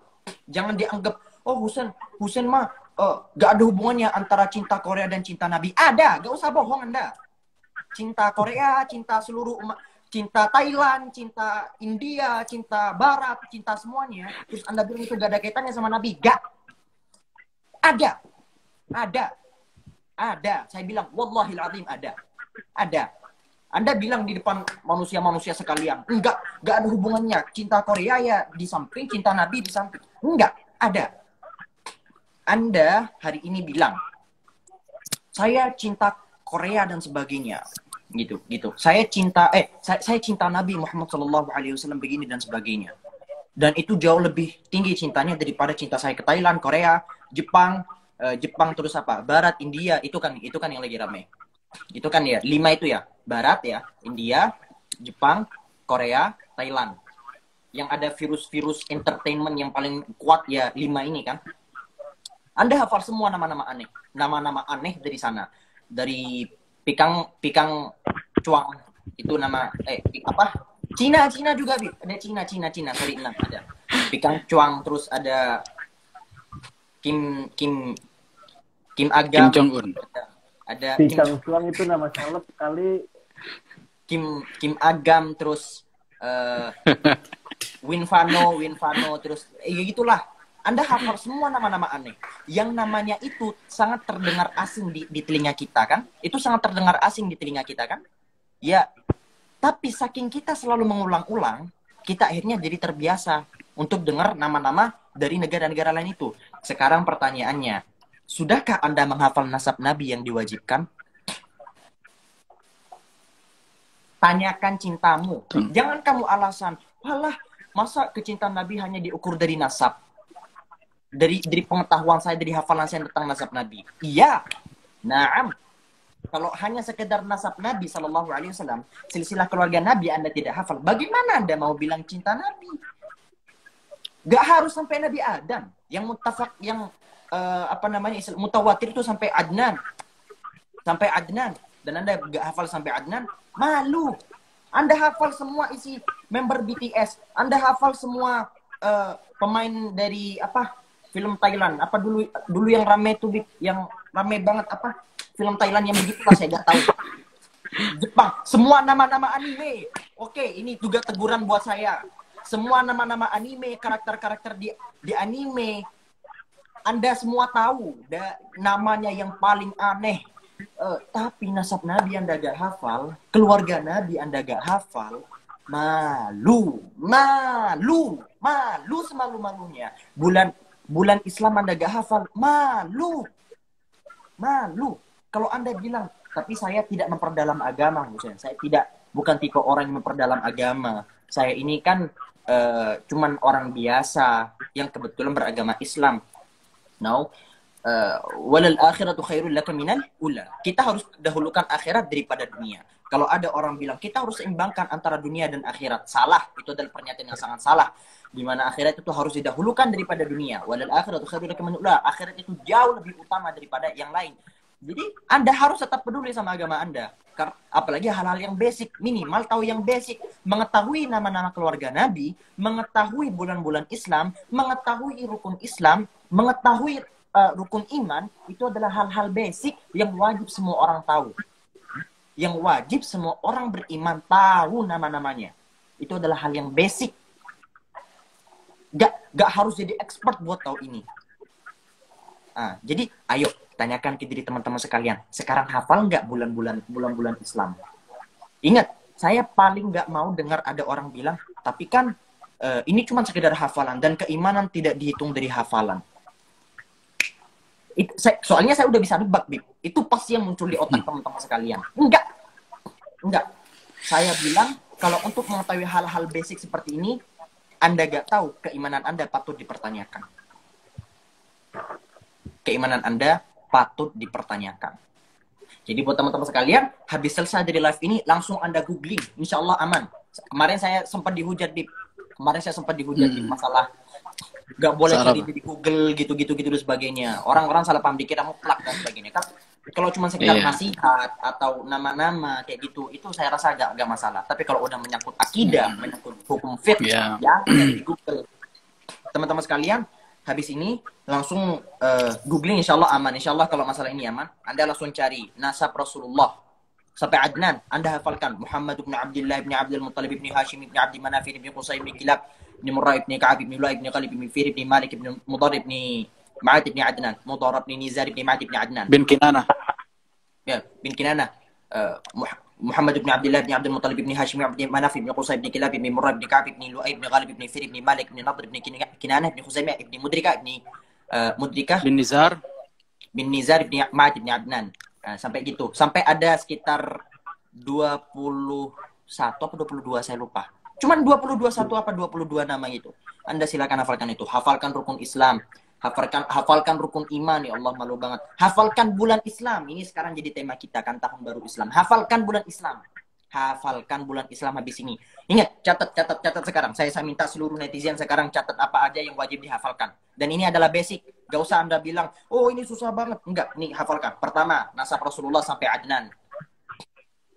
Yang kedua, rukun Islam. Yang ketiga, rukun iman. Catat, ayo itu hafalkan. Yang keempat, bulan Islam. Biar gak malu-maluin. Gak cuma sekedar KTP. Bulan Islam. Yang kelima, apa lagi, Bib? Apa tadi? Yang Termasuk keluarga Nabi ya, sejarah Iya. Nabi itu tadi. Oh, Ya, itu, Bib. nah, 10 orang yang dijamin masuk surga. Oh, naam. Ikut dalam walau. Mubasysyarun bil jannah. Asyratu mubasysyarun bil jannah. Nah, iya. 10 orang yang dijamin masuk surga. Oh, iya. 10 sahabat Nabi terbaik. Itu hafalkan. Ingat, 5. Hafalkan 5 dasar, 5 basic ini. Yang pertama, hafal nasab Nabi sampai Adnan. Ini basic banget loh. Yang kedua, hafal rukun Islam. Yang ketiga, hafal Rukun rukun iman. iman. Yang keempat, hafal bulan Islam. Yang kelima, hafal minimal 10 sahabat Nabi yang dijamin masuk surga. Ini adalah 10 sahabat terbaik. Oke? Termasuk Sepakat. mungkin kalau bisa kasih tambahan, selain nama nasab Nabi dan juga sahabat-sahabat Nabi, yang paling penting adalah juga putra-putri Nabi dan Nah. istri-istri Nabi. Naam. Putra-putri Nabi dan istri-istri Nabi itu juga harus tahu. Gitu. Kalau Khulafaur Rasyidin sudah masuk di 10 orang itu ya. Jadi Iya. itu masuk udah. Oke. Oke. Itu dari saya. Jadi umat Islam itu bagaimana bisa seseorang itu menumbuhkan imannya sedangkan dia tidak tahu apa-apa tentang Islamnya. Oke. Bang Fanu dulu ya. Ya, Bang Ayo, Agam Bang ya. Fanu. Nah, Perjalanan tadi soalnya spiritual. Bang Fanu belum bersuara sama sekali soalnya ini. Naam. Ayo Bang Fanu, sikat Bang Fanu, sikat. Assalamualaikum. Waalaikumsalam warahmatullahi wabarakatuh. Tentang mencintai Islam. Aku tuh sering banget ngomong tak kenal kata sayang. Betul. Buat aku tuh banyak banget. Karena dulu aku adalah dari latar belakang background yang tidak mengenal Islam. Bahkan dulu aku sempat benci banget sama Islam. Karena apa? Karena tadi kata Habib bahwa kita dulu mempelajari Islam itu bukan dari Islamnya. Islam baca. Enggak, kita melihat orang-orang Islam yang ada di Indonesia. Karena kita tinggal di Indonesia, berarti apa yang kita lihat, apa yang kita pelajari kan. Nah, terus that's why aku dulu bertumbuh di lingkungan, kan kalau di Indonesia pasti lingkungan banyak Islam kan. Dan itu kayak akhirnya malah sebel sama Islamnya tuh aku sebel. Karena aku melihat cerminan-cerminan orang Islam yang buat aku tidak baik, tidak bagus buat aku dulu. Ada beberapa adab-adab yang mereka selalu, aku dulu tuh kan kayak adab-adab yang itu mempengaruhi apa ya, kehidupanku. Jadi kayak, kok gini sih. That's why saat aku masuk Islam, aku sangat tak kenal maka tak sayang. Kenapa? Aku banyak tanya sama teman-temanku tentang hal, tadi kan Hussein bilang tentang bulan Islam, tentang apa namanya? Nasab Nabi. Rasulullah, terus tentang apalagi tadi Rukun Islam. Rukun Islam, rukun iman. Buat aku itu oke lah, itu orang nggak tahu. Buat aku ini sih. Iya, sama. Bahkan di banyak nih orang waktu aku belajar Islam yang aku tanyain, kan aku butuh untuk belajar waktu itu. Aku bertanya kepada mereka, hal basic fikih yang kita lakukan dalam sehari-hari, fikih dasar-dasarnya yang itu kita lakuin sehari-hari, wudu, sholat dan lain-lain, itu banyak banget yang nggak tahu. Jadi kayak aku tuh wow, loh bukannya ini di, orang Islam lakuin setiap hari, bukannya kamu gimana cara melakukan kalau kamu nggak tahu, bukannya bukan itu bermula dari ilmu, maksudnya ilmu amalan ilmu. Buat apa kalau melakukan amalan tanpa ilmu? Terus saat kamu melakukan amalan tanpa ilmu, gimana kamu cara melakukan amalan itu? Aku banyak tanya ke teman-temanku tuh, kayak tanya hal simpel tentang wudhu. Akhirnya aku waktu mempelajari, gila ternyata dulu yang aku pelajarin sesalah itu. Dari mereka tuh sesalah itu. Terus tentang sholat, ini kan hal mendasar. Setiap hari wudhu, sholat. Gak usah jauh bulan ini bla bla, gak usah kesana dulu. Kesini dulu ke yang kita lakuin sehari-hari. Itu banyak banget yang nggak tahu. Aku kayak, wah aku sangat kayak menyayangkan. Ayo dong. Kita sebagai umat Islam jangan gini, karena kita harus meniru apa yang telah dicontohkan sama Rasulullah, akhlak yang telah dicontohkan Rasulullah. Ayo kita tiru. Kenapa? Karena mungkin keinginan untuk mengenal Rasulullah dan Allah itu kurang banget ditanamkan ke anak-anak mereka. Mungkin. Jadi orang tuanya juga cuek. Anakku yang penting agak pelajar agama di sekolahnya bagus nilainya. Mungkin gitu. Tapi kayak sebatas ya udahlah, penting raport bagus nilainya, udah apa-apa. Sebatas kualitas. Padahal yang harus ditanamkan ke anak-anak mereka adalah keinginan dari hati untuk mengenal pencipta mereka, untuk mengenal siapa nabi mereka. Benar-benar kecintaan itu ditanamkan. Akhirnya saat mereka mengenal siapa Rasulullah dan Allah, saat mereka mengenal itu, aku yakin kalau mereka sudah cinta sama Islam, mau syariat gimana pun mereka nggak akan protes. Zaman sekarang nih banyak banget anak-anak muda, manusia-manusia zaman sekarang protes sama syariat yang sudah ditetapkan. Lah, ini mereka mementingkan nafsu dan egonya. Mereka karena mereka lebih mencintai diri daripada mencintai syariat Islam.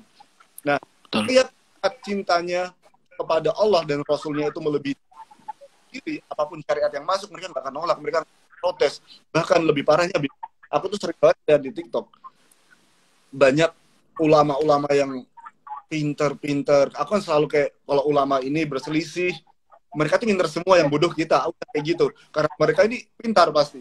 Tapi lihat sekarang, setiap ada ulama yang berselisih, berbeda pendapat dan lain, hujatan semua isi komennya. Mereka merasa paling pintar, kayak ya Allah, ini buat aku kayak, that's why kita benar-benar harus mengenal siapa Rasulullah, bagaimana Allah. Kita harus mengenal dulu. Insya Allah kalau kita sudah bisa mengenal itu, insya Allah apapun hukum dari Allah, apapun perintah dari Allah, apapun larangan, udah kita taat gitu. Aku tuh pernah tanya sama teman-temanku, banyak tuh Isra Miraj, itu lagi Isra. Nah. Terus temanku yang non Muslim bertanya kepada mereka, dia di depanku. Terus, nah temanku ini masih punya penasaran terhadap Islam. Dia sudah punya ketertarikan sama Islam. Otomatis orang kalau udah punya ketertarikan sama sesuatu, pasti kan mereka bertanya. Nah, aku, tapi ke teman-temanku di depanku, Isra itu apa ya? Isra Miraj itu apa ya? Pada peristiwa sepenting itu di dalam Islam, peristiwa fenomenal itu di dalam Islam, pada nggak tahu. Apa yang membuat kita, iman kita sangat bertambah dan bertumbuh.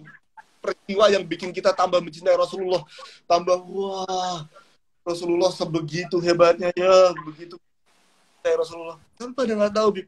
Jadi buat aku sih, tadi kalau Hussein menyampaikan hafalan, kalau aku baca lagi lah sirah Nabi, baca lagi tentang Rasulullah itu seperti apa, beliau Nabi Muhammad SAW itu diangkat umur berapa, terus hijrah tahun berapa, bagaimana sih kehidupannya saat di Madinah, gimana sih kehidupannya saat di Mekah, gimana sih para sahabat, bagaimana cara sahabat mencintai beliau. Kan kita bisa meniru, bagaimana cara sahabat mencintai beliau, bagaimanapun kita harus mencintai Allah. Nah, kenali lagi bagaimana sih Allah yang menciptakan kita tuh bagaimana sih. Kenali lagi, bener-bener kenali. kalau kita akan kenali, cinta kita akan bertambah, dan insya Allah iman kita juga akan bertambah. Saat iman kita akan bertambah, apapun yang sudah menjadi ketentuan Allah, insya Allah kita bisa ikhlas, dan insya Allah kita bisa jalani semua karena Allah, karena Allah, karena Allah lagi. Nah, masya Allah, istimewa. Benar banget. Ya, istimewa. Mungkin sekalian mau ditambahin lagi sama Bang Agam? Ya, nambah dikit ya ini. Ya. Kita aja tapi udah luas banget dari Akhina Husen, kemudian dari Bang Devano juga ini. Bang betul.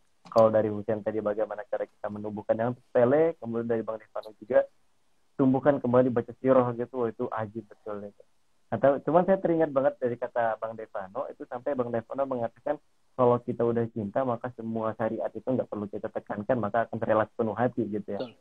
Saya teringat satu kaedah dari Imam Syafi'i, itu Imam Syafi'i mengatakan kalau terjemahannya itu hati kalau udah cinta maka mata akan buta gitu. Hati kalau udah cinta maka mata akan buta.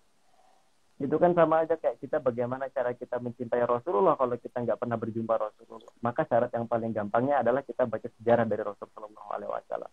Dan lucunya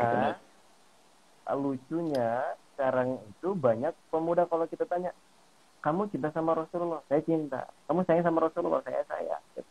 Mereka hanya mengatakan, mereka hanya keluar-keluar saya cinta Rasulullah, saya sayang sama Rasulullah. Tapi dalam kehidupan sehari-hari tidak mengikuti yang namanya perintah dari Rasulullah SAW. Nah, bukankah Allah itu alimun bidzati sudur gitu kan? Allah itu tahu yang ada dalam hati kamu. Ma gharraka bi rabbikal karim. Apa yang membuat kamu kemudian durhaka di situ? Maka pertama tadi saya setuju banget sama Bang Devano gitu kan, tumbuhkan kembali rasa cinta kita kepada Rasulullah dengan cara membaca sirah. Kemudian ya, kalau dari saya pribadi itu kenapa kok kita itu tertinggalnya itu jauh banget. Umat Islam itu kalau dibandingkan dengan orang Nasrani, orang Yahudi loh jauh banget gitu. Saya sampai kemudian pernah baca satu artikel. Ini artikel menarik banget. Artikel itu saya pernah menyampaikan ini berulang-ulang juga. Artikel ini tentang bagaimana himpunan ilmuwan dunia itu mereka mengatur bagaimana negara-negara terhebat yang mereka memiliki dalam memiliki ilmuwan-ilmuwan di dalamnya. Maka di atas itu paling atas ada Yahudi, ada Israel yang notabene yang dalam 1 juta penduduk, yang notabene agamanya Yahudi terbesar di dunia, dalam 1 juta penduduk memiliki 1.600 pakar pengetahuan. Kalau di Amerika dalam 1 juta penduduk yang notabene agamanya itu Nasrani, dalam 1 juta penduduk memiliki 160 pakar pengetahuan. Indonesia yang katanya negara terbesar di dunia Islamnya, dalam 1 juta penduduk itu memiliki 65 pakar pengetahuan. 6-nya itu di luar agama Islam, baru 5-nya Islam. Itu bukan jauh banget. 5 baru Islam. Padahal kita sadar 14 abad yang lalu, bukan 14 abad yang lalu, sampai kemudian Rasulullah itu mendapatkan wahyu paling pertama di Gua Hiro. Itu tujuannya apa? Rasulullah sampai di dekat hatinya sama malaikat Jibril hanya untuk mengatakan kalimat Iqra. Iqra sampai 3 kali gitu mereka katakan Iqra. Bacalah. Apa yang saya baca? Saya nggak tahu apa-apa. Maka di situ dilanjutkan Iqra bismi rabbikal ladzi khalaq. Coba kamu baca ayat Allah yang kami turunkan di sini. Di sini kita sadar, saya baca kita zaman dahulu ya. Oh, kenapa orang-orang Yahudi itu pintar banget? Orang-orang Nasrani itu cerdasnya luar biasa. Bahkan kalau diadakan lomba robotik itu orang-orang Yahudi, orang-orang Nasrani lah yang pegang juara.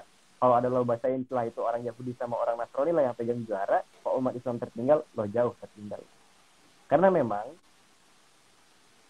ketika Nabi Ibrahim, saya pernah menyampaikan ini berulang-ulang karena memang penting banget. Karena Nabi Ibrahim itu punya 2 anak. Nabi Ibrahim punya 2 anak. Anak pertama itu namanya namanya pertama Ishak. Anak kedua namanya Ismail. Ini keren. Allah ketika Nabi Ibrahim alaihissalam ketika dikaruniakan anak yang namanya Ishak, Allah mengabarkan dalam Al-Quran itu kalimatnya fabasyarnahu bigulamin alim, pakai ain di situ. Dan kami kabarkan kepada kamu wahai Ibrahim, kamu bakal dikaruniakan anak itu bakal alim. Pakai ain.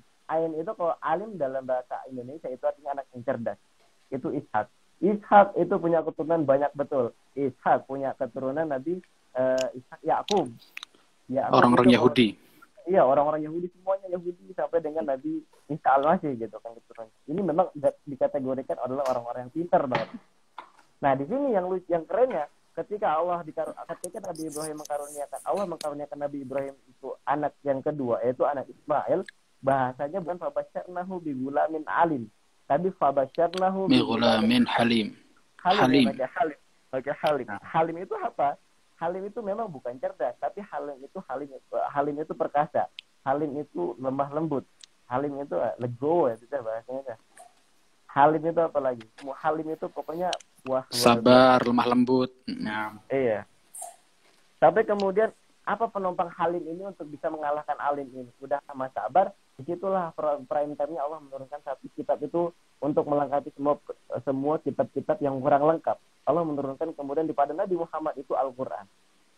Al-Quran ini kan adalah satu kitab yang kemudian melengkapi kitab-kitab yang ada sebelum daripada Rasulullah SAW. Tujuannya apa? Untuk mengalahkan daripada orang-orang Yahudi tadi, untuk mengalahkan orang-orang yang alim tadi di sini.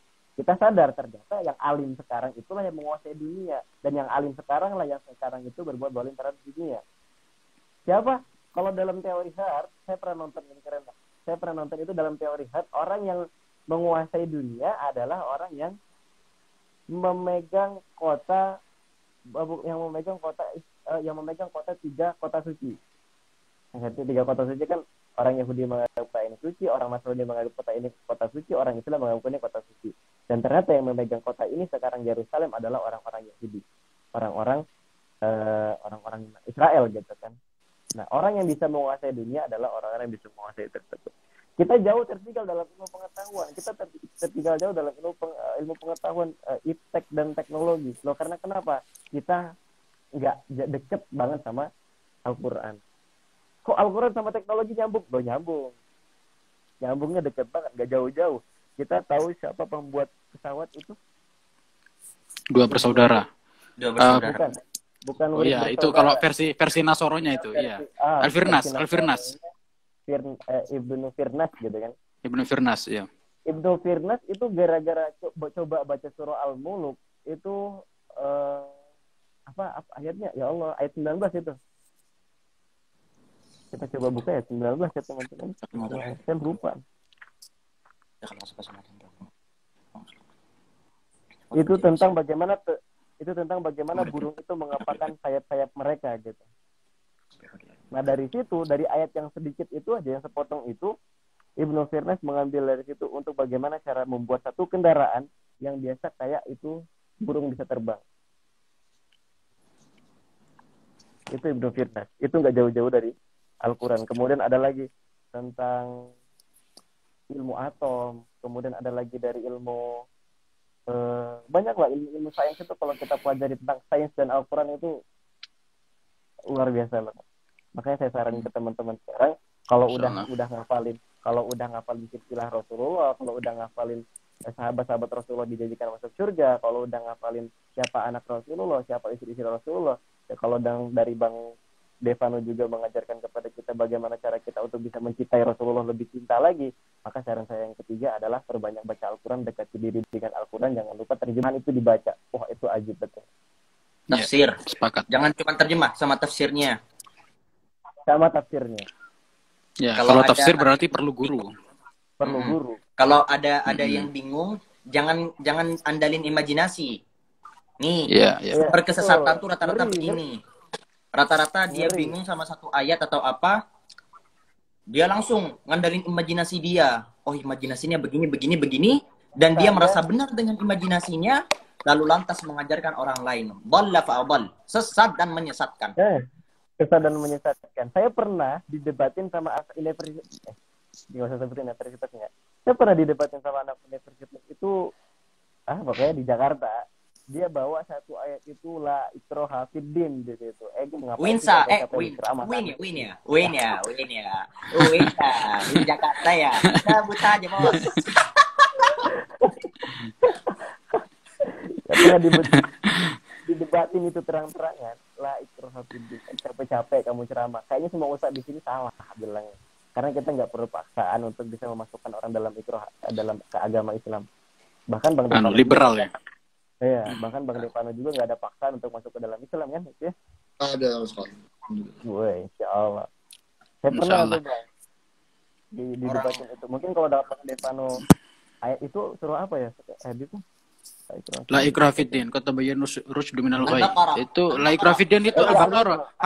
Itu setelah ayat kursi. Ayat kursi. Nah. La ikraha fiddin itu setelah ayat kursi. La ikraha fiddin, kata bayan rusydu minal ghai. Kalau kata bayan rusydu minal ghai. Jadi kalau Bang Sedapano pengen tahu artinya, itu di setelah surah ayat kursi, itu di ayat selanjutnya. Itu pokoknya artinya itu nggak ada paksaan untuk kamu memasuki agama Islam. Kayaknya semua ustadz, semua syekh-syekh yang ngajakin kita ke dalam agama Islam salah. Oh, ini pikiran banget. Liberal. Bahaya. Enggak gini. Saya kan mahasiswa ya. Jurusan fakultas saya ini apa? Usuluddin dan filsafat.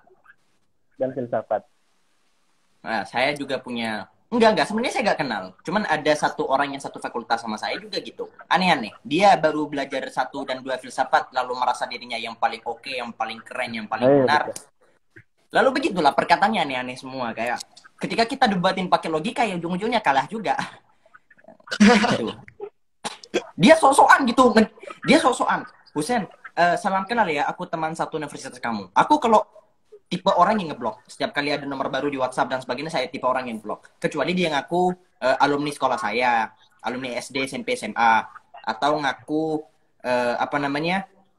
teman lama, atau ngaku teman satu universitas. Ya walaupun ada satu dua orang yang nyepang ya teman universitas saya. Saya jawab, aku juga satu fakultas sama kamu. Saya kira ini adalah awal yang sangat menyenangkan. Akhir-akhirnya, Husen, kalau aku diskusi sama kamu boleh gak? Ya boleh banget gitu. Ketika saya lihat, oh ini tipe orang yang baru belajar Islam, terus dia gunakan imajinasinya yang liar, ujung-ujungnya sesat dan menyesatkan. Islam, jangankan di Indonesia ya, kalau kita ngomong orang liberal itu jangankan di Indonesia, di Arab orang liberal banyak. Orang-orang Mesir, Anda temukan orang-orang liberal tuh banyak banget. Jadi mereka itu bukan orang baru. Mereka itu kalau kalian bilang mereka adalah orang-orang zaman sekarang yang hadir di zaman sekarang, enggak, keliru. Mereka sudah hadir dari bertahun-tahun lamanya. Orang-orang liberal itu. Makanya kita sebagai umat Islam harus punya benteng, harus punya filter. Jangan sampai agama itu ditafsirkan sesuai dengan hawa nafsu. Jangan sampai Al-Quran itu jangan sampai ditafsirkan sesuai dengan hawa nafsu. Harus berdasarkan kalam ulama. Kalau semisal kalian bingung sama satu tafsir, satu ayat, jangan andalkan imajinasi kalian. Tanya ke seorang guru, ke seorang kiai, ke seorang syekh, ke seorang ustadz yang tepat, yang paham agama. Jangan ngandelin Google. Tolong, jangan ngandelin Google.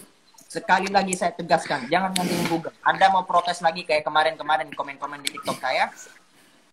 Bodoh amat, sini protes, ayo. Google itu di sana la nusaddiquhu wa la nukadzibuh. Seperti kita melihat Israiliyat ya. Jadi teks-teks Israiliyat yang berasal dari bani Israel. Kata Nabi SAW, sabda beliau, la nusaddiquhu wa la nukadzibuh gitu. Kayak kita tidak membenarkan dan kita tidak menyalahkan.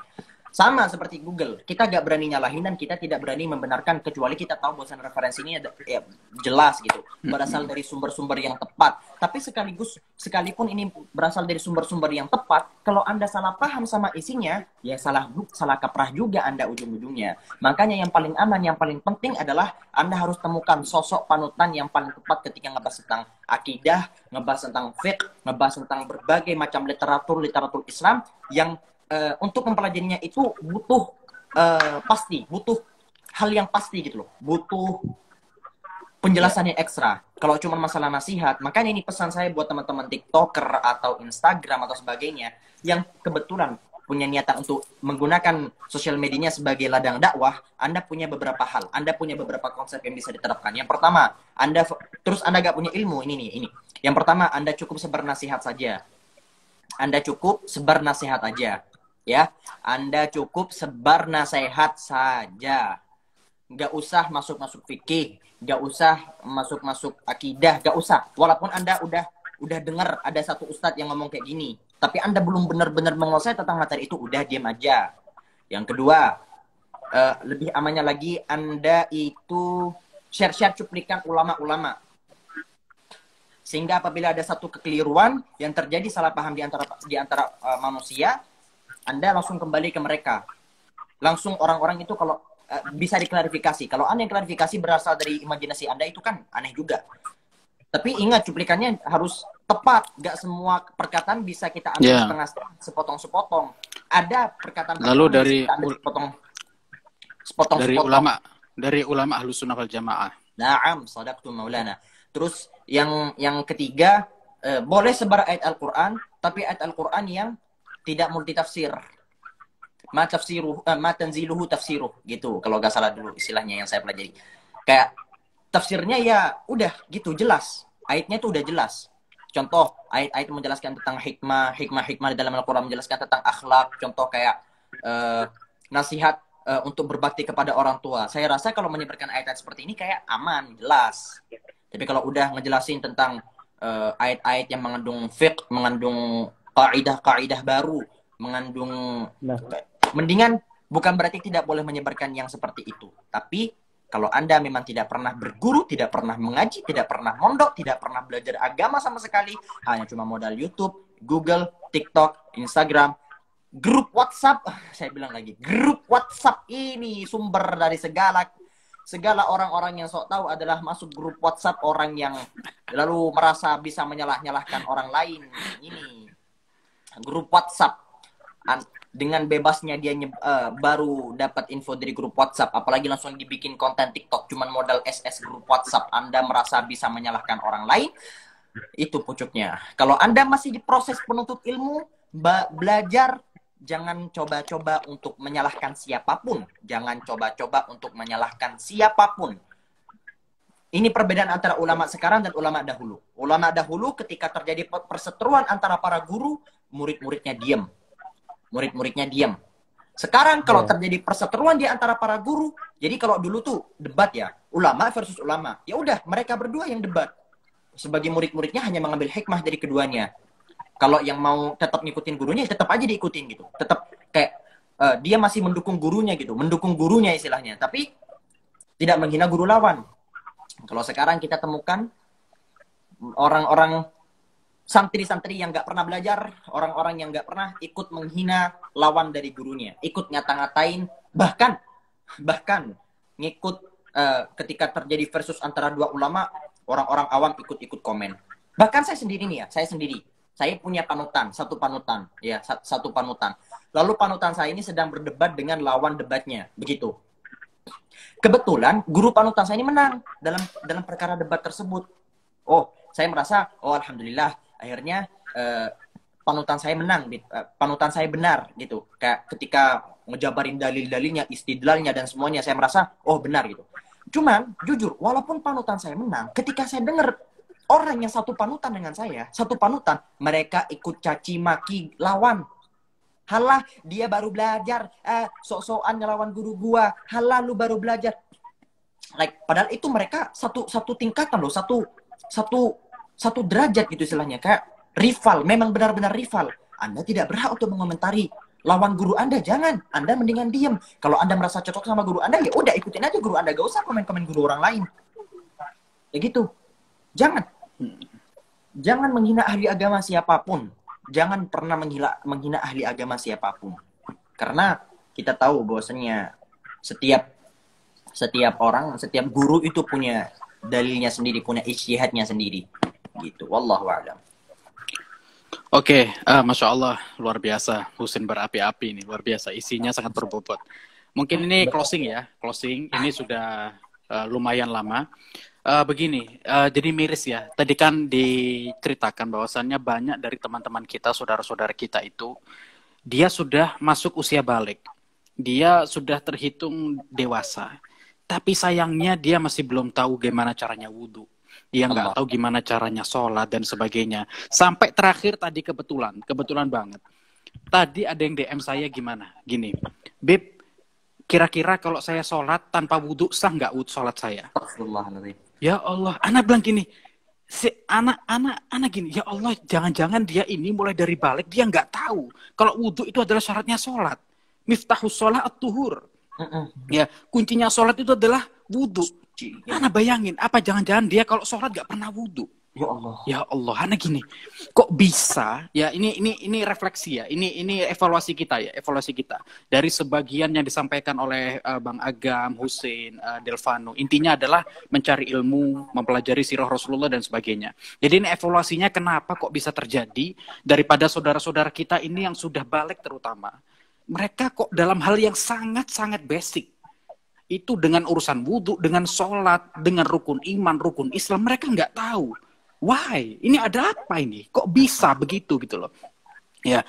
Nah, maka yang harus disetujui adalah dan pasti kita akan sepakat, ini semua ada andil daripada orang tua. Ada orang tua yang tidak bertanggung jawab, tidak memberikan pendidikan yang baik kepada anaknya. Ya. Saya gini, coba contoh yang sekarang ada di hadapan kita, Akhina Husein. Ini bukan niat memuji-muji dan sebagainya ya. Tolong Husein, ini anak ngomong apa adanya dan ini sebagai contoh yang tepat. Husein adalah anak yang dididik sama orang tua yang luar biasa, yang memiliki ilmu yang tinggi, diuntungkan dengan lingkungan yang luar biasa. Sehingga antum tahu Husein dengan umur yang masih di bawah 20 antum ya. Ya, Husein sudah bisa Husein sudah hafal Al-Quran, Husein sudah hafal banyak hadis, Husein sudah banyak menguasai banyak ilmu. Coba dibandingkan dengan banyak orang yang sudah umur 25 tahun ke atas, dia masih belum tahu rukun Islam. Nah, jelaskan, ketahuan kan apa kuncinya? Orang tua. Nah, maka begini, ini mungkin di antara yang nonton di sini adalah yang sudah menjadi orang tua dan yang sudah menjadi wali murid ya. Ya, betapa ruginya Anda, betapa besar tanggung jawab Anda kepada Allah Subhanahu wa taala ketika Anda tidak memberikan pendidikan yang baik kepada anak Anda. Ya. Luar biasa tanggung jawab Anda, dosa Anda sungguh besar ketika Anda tidak memberikan pendidikan yang baik kepada anak Anda. Dalam hadis Nabi Muhammad SAW beliau bersabda, "Ma min mauludin yuladu 'alal fitrah, fa abawahu yuhawwidanihi wa yunassiranihi wa yumajjisanihi." Anak ini lahir dalam keadaan fitrah, dalam keadaan kosong. Orang tua ini berkompeten untuk memberikan isi kepada anak ini. Ini kira-kira anak ini mau dikasih isi apa ini? Mau dikasih yang baik apa dikasih yang buruk? Maka kata Rasulullah SAW, anak ini bisa menjadi Yahudi, bisa menjadi Nasrani, bisa menjadi beragama Majusi karena orang tuanya. Ya, maka naudzubillah min dzalik, bisa jadi di antara teman-teman kita ini, saudara-saudara kita ini yang ditakdir mereka bahkan belum mengetahui rukun Islam, belum mengetahui wudhu dan sebagainya di usia balik, mungkin karena orang tuanya yang tidak mendukung, atau bisa jadi karena memang anaknya yang nakal. Tapi begini, tapi sekali lagi saya yakin banget karena dari orang tuanya. Senakal-nakalnya anak, semales-malesnya anak belajar. Tapi kalau sudah dari orang tua yang memberikan pendidikan dasar, memberikan pondasi yang baik dalam pendidikan agama Islam, pasti ada pengaruh yang baik. Pasti ada pengaruh yang baik. Maka di antara teman-teman sekalian yang sudah jadi orang tua, maka Anda harus menjadi orang tua yang baik dengan memberikan pendidikan yang baik. Begitu. Ya, tolong jangan sampai kita dengar lagi ada anak-anak yang sudah balik nggak tahu wudhu, nggak tahu sholat. Ya Allah, ini Islam macam apa begitu loh? Nggak tahu wudhu, nggak tahu sholat. Ya, kita nggak merasa lebih baik daripada mereka orang-orang yang begitu, enggak. Tapi sangat disayangkan begitu loh. Maka teman-teman sekalian yang merasa masih kurang ilmunya, ayo semangat lagi belajar ilmu. Maka beruntung sekali ada Husein, ada Agam, ada beberapa konten-konten kreator lainnya yang luar biasa memberikan ilmu-ilmu agama. Ya, maka belajarlah kepada mereka. Juga harus kalau bisa kita belajar talaki, bertemu dengan satu guru yang bisa membimbing kita, itu lebih penting begitu. Maka setidaknya minimal kalau memang antum kesusahan untuk bisa bertemu langsung dengan seorang guru, maka setidaknya antum di media sosial harus mencari kreator dakwah yang tepat atau menjadi guru yang tepat. Ya, ilmu ini adalah suatu hal yang sangat penting. Bahkan Rasulullah SAW sebagai Madinatul Ilm, Ana waktu itu live bareng sama Delvano, Ana sudah sampaikan ini, bahwasannya saking mulianya ilmu, bahkan sekaliber Rasulullah SAW yang sudah dijuluki sebagai Madinatul Ilmi, menjadi kotanya ilmu. Tidak ada manusia yang lebih tinggi ilmunya dibanding Rasulullah SAW. Bahkan Rasulullah tidak hanya tahu dari segi ilmu agama saja, bahkan dari segi ilmu geografi, antropologi, sosiologi, semuanya Rasulullah menguasai. Apa coba? Allah Subhanahu wa taala sempat berfirman mengatakan kepada Nabi Muhammad SAW, "Qul rabbi zidni ilman." Allah. Katakanlah wahai Muhammad, Rabbi zidni ilman. Sekelas, setinggi ilmu Rasulullah SAW, itu Rasulullah masih disuruh nambah ilmu sama Allah Subhanahu Wa Taala. Jadi memang betul, utrubul ilma minal mahdi ilal lahdi. Cari ilmu itu bahkan dari antum lahir sampai antum mati lagi. Bahkan ada banyak kisah ulama itu yang sakratul maut mereka masih sempat belajar ilmu. Ya, tolong teman-teman, ayo semangat cari belajar ilmu. Jangan ini dianggap remeh. Tadi yang disampaikan oleh Husain ada 5 sebenarnya basic rukun Islam, rukun iman, nasab Nabi, mubasyaruna bil jannah, ya, kemudian agam, delfanu, itu semuanya sangat penting. Tolong teman-teman ya, terutama yang basic-basic seperti wudu, sholat, rukun Islam, rukun iman, pengetahuan kita tentang Nabi sebagai uswatun hasanah kita, sebagai contoh yang telah Allah siapkan kepada kita. Ini harusnya kita bangkitkan lagi semangat kita sehingga kembali kepada tema, yaitu kita bisa semakin bertambah cinta kita kepada Islam. Sehingga betul-betul menjadi muslim yang sejati. Dengan kita belajar ilmu, mengetahui ilmu ini adalah menjadi suatu hal yang paling mendasar. Waktu itu Delvano juga pernah bilang, bahwasanya intinya orang ini beragama Islam ya menuntut ilmu. Waktu itu Delvano inget banget dia waktu bilang gitu ya. Intinya adalah menuntut ilmu. Ya, belajar sirah Nabi dan sebagainya.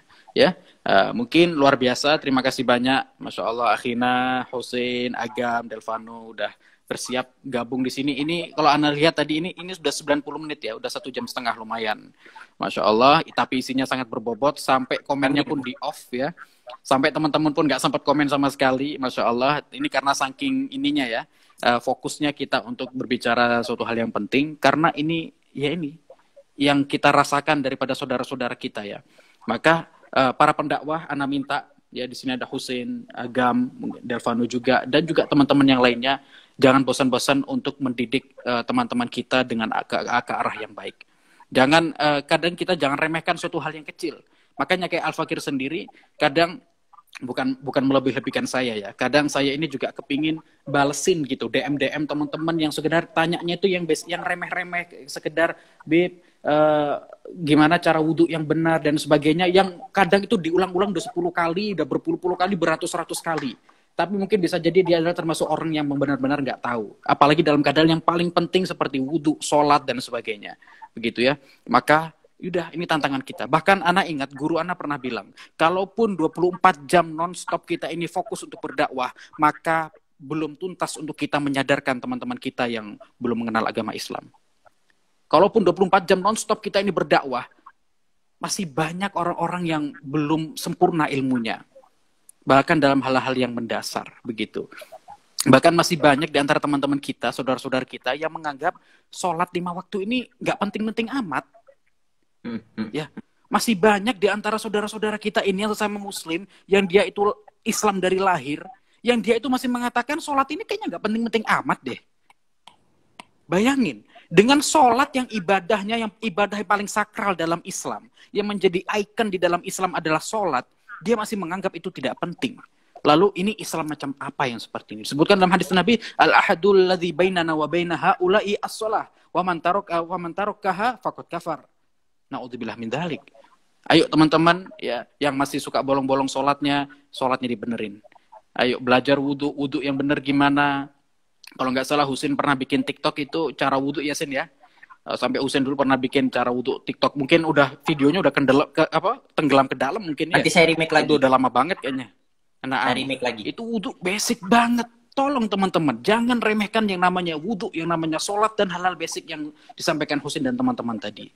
Tolong ya, semakin semangat belajar ilmu, Anda insya Allah menjadi orang-orang yang selamat. Sampai Allah Subhanahu Wa Taala berfirman dalam surat Ali Imran ayat 102, ya ayyuhalladzina amanu taqullaha haqqa tuqatih wa la tamutunna illa wa antum muslimun.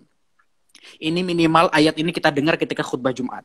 Sampai diwajibkan oleh Allah Subhanahu Wa Taala, wa la tamutunna illa wa antum muslimun. Jangan sekali-kali, sampai Allah Subhanahu Wa Taala memberikan nun taukid musyaddadah di situ.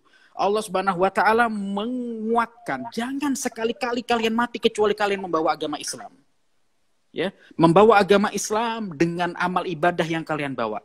Ingat, kalau Anda sudah dalam lingkup Islam, insya Allah Anda bisa selamat dunia dan akhirat. Selama Anda fokus dengan mencintai agama Islam, Anda menjalankan agama Islam dengan al-istislam wal-inqiyad, kita pasrah dan patuh. Sebagaimana Bang Fanu tadi bilang, kalau kita ini udah cinta sama Islam, kita nggak akan merasa berat dengan perintah-perintah Allah. Betul nggak Bang Vano? Iya, insyaallah. Iya, tadi kalau kita ini sudah cinta, bahwasannya itu tadi Bang Agam juga bilang kan bahwasannya cinta itu buta, ya. Cinta itu buta sebagai Imam Syafi'i, love is blind, cinta itu buta. Kalau kita ini sudah cinta dengan dengan Islam, maka buta, kita nggak akan merasa berat. Coba kita ini orang-orang awam, kita ini masih beramal karena fadilah-fadilahnya. Kita mau sholat duha karena apa? Oh, sholat duha ini memperlancar rizki. Kamu kenapa kok ini baca surat Al-Waqiah setiap ba'dal asar? Oh, karena bisa memperlancar rizki. Kamu kenapa kok begini? Karena ada fadilah-fadilahnya. Bandingkan dengan orang-orang yang sudah dekat dengan Allah, yang artinya mereka ini sudah di level tertinggi dalam agama Islam, mereka yang sudah tidak memikirkan keutamaan-keutamaan ibadah itu, tapi yang mereka pikirkan adalah karena cinta mereka kepada Allah, mereka lakukan itu luar biasa. Sebagaimana Imam Ali Zainal Abidin, beliau itu sholat setiap hari 1000 rakaat. Sekarang coba antum lihat, dikalkulasi, ketika kalau antum sholat 1000 rakaat dalam satu hari itu gimana ngatur waktunya? Ya. 1000 rakaat. Al-Imam Ahmad bin Hanbal, Al-Syekh Abdul Qadir Al-Jilani, Al-Imam Ali Zainal Abidin Ibn Al-Husain, ya, Al-Imam Ali bin Al-Husain bin Ali bin Abi Thalib. Beliau itu setiap hari 1000 rakaat. Dan tidak merasa berat sama sekali. Dan mereka itu melakukannya dengan rasa cinta dan enjoy. Betul kata Bang, kata ini tadi, love is blind. Cinta itu buta. Orang kalau sudah cinta sama Allah, cinta sama Islam, dia akan buta. Dia tidak akan merasa berat dengan apapun yang diperintahkan oleh Allah Subhanahu wa Ta'ala. Gitu ya. Kalau kita masih merasa berat, berarti sadarilah bahwa Anda menjadi hamba yang masih level yang rendah. Maka usahakanlah untuk terus upgrade itu semuanya dengan fokus, dengan konsisten, dengan ibadah-ibadah menjalankan syariat Allah. Insya Allah Anda menjadi hamba-hamba Allah yang muslim, yang sejati. Insya Allah. Amin ya rabbal alamin. Alhamdulillah. Ya, mudah-mudahan live kita kali ini bermanfaat. Terutama untuk Al-Fakir sendiri yang masih sangat kurang daripada ilmunya dan juga bermanfaat untuk di antara teman-teman sekalian.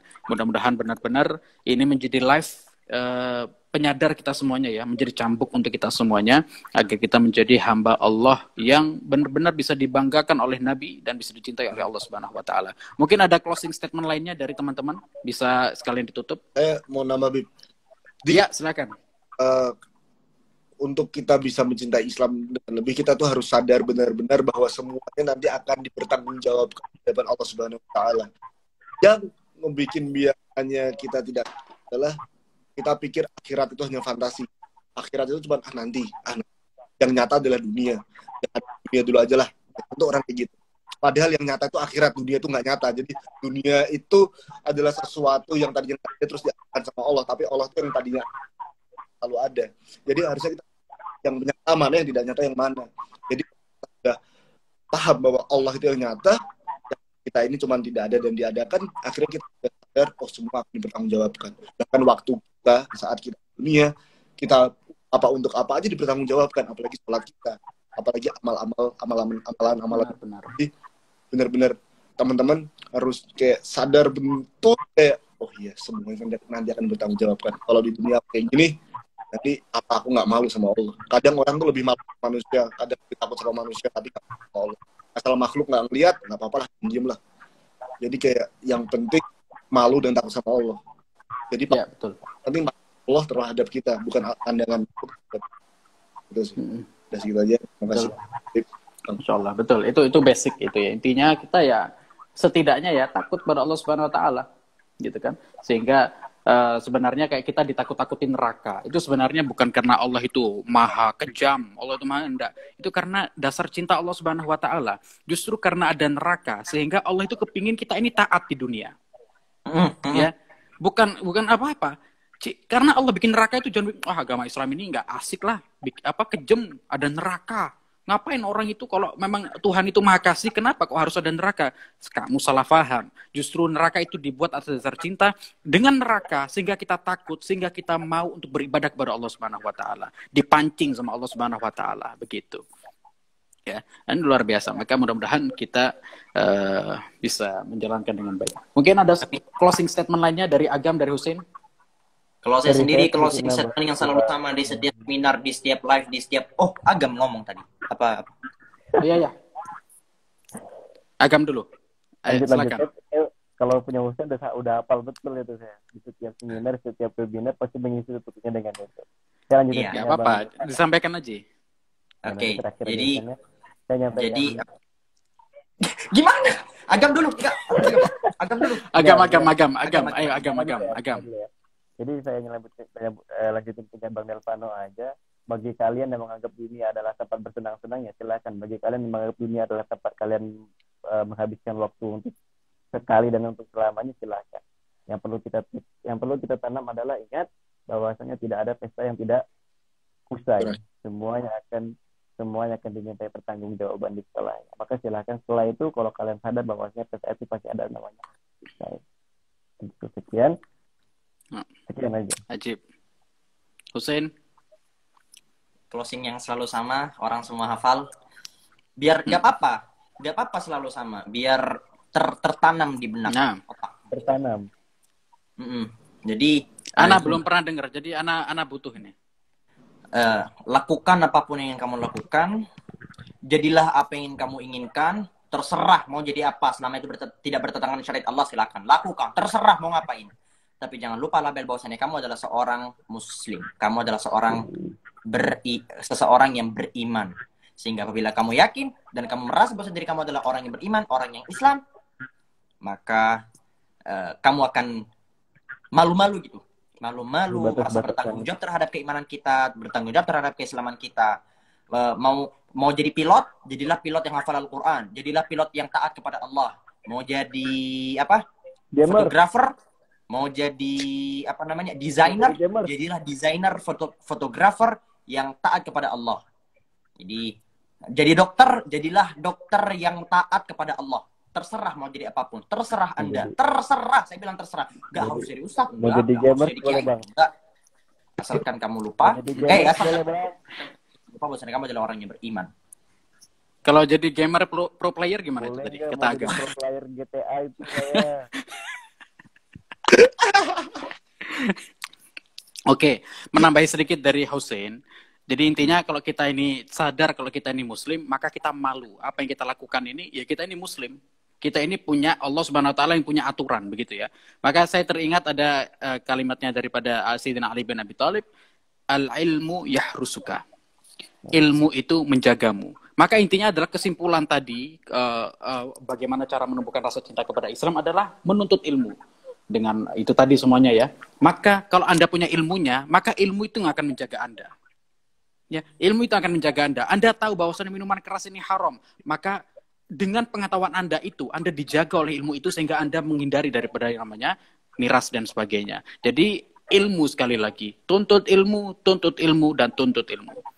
Semangat ya, terus go ahead, terus semangat, lanjutkan belajar ilmu, jangan putus semangat. Mudah-mudahan kita diberi hidayah oleh Allah Subhanahu wa taala, diberi inayah, dimudahkan oleh Allah Subhanahu wa taala untuk bisa menjadi muslim yang sejati. Amin ya rabbal alamin. Ini kita tutup ya live ini. Terima kasih banyak Bang Agam, Hussein, Delvano menemani 103 menit. Ini saya save ya live-nya ya. Saya save. Ini pasti banyak teman-teman yang berharap di save. Nanti bisa di-share lagi sama Hussein, sama Delvano, sama Agam ya, biar banyak yang dengerin lagi. Ya, syukron, terima kasih banyak. Ya, mudah-mudahan bermanfaat untuk kita dan untuk teman-teman sekalian. Kita tutup dengan kafaratul majlis ya. Subhanakallahumma bihamdika asyhadu an la ilaha illa anta astaghfiruka wa atubu ilaik. Subhanakallahumma bihamdika asyhadu an la ilaha illa anta astaghfiruka wa atubu ilaik. Subhanakallahumma bihamdika asyhadu an la ilaha illa anta astaghfiruka wa atubu ilaik. Walhamdulillahirabbil alamin wa sallallahu alaihi Muhammadin wa alihi wasallam. Alhamdulillahirabbil alamin. Wassalamualaikum warahmatullahi wabarakatuh. Waalaikumsalam warahmatullahi wabarakatuh.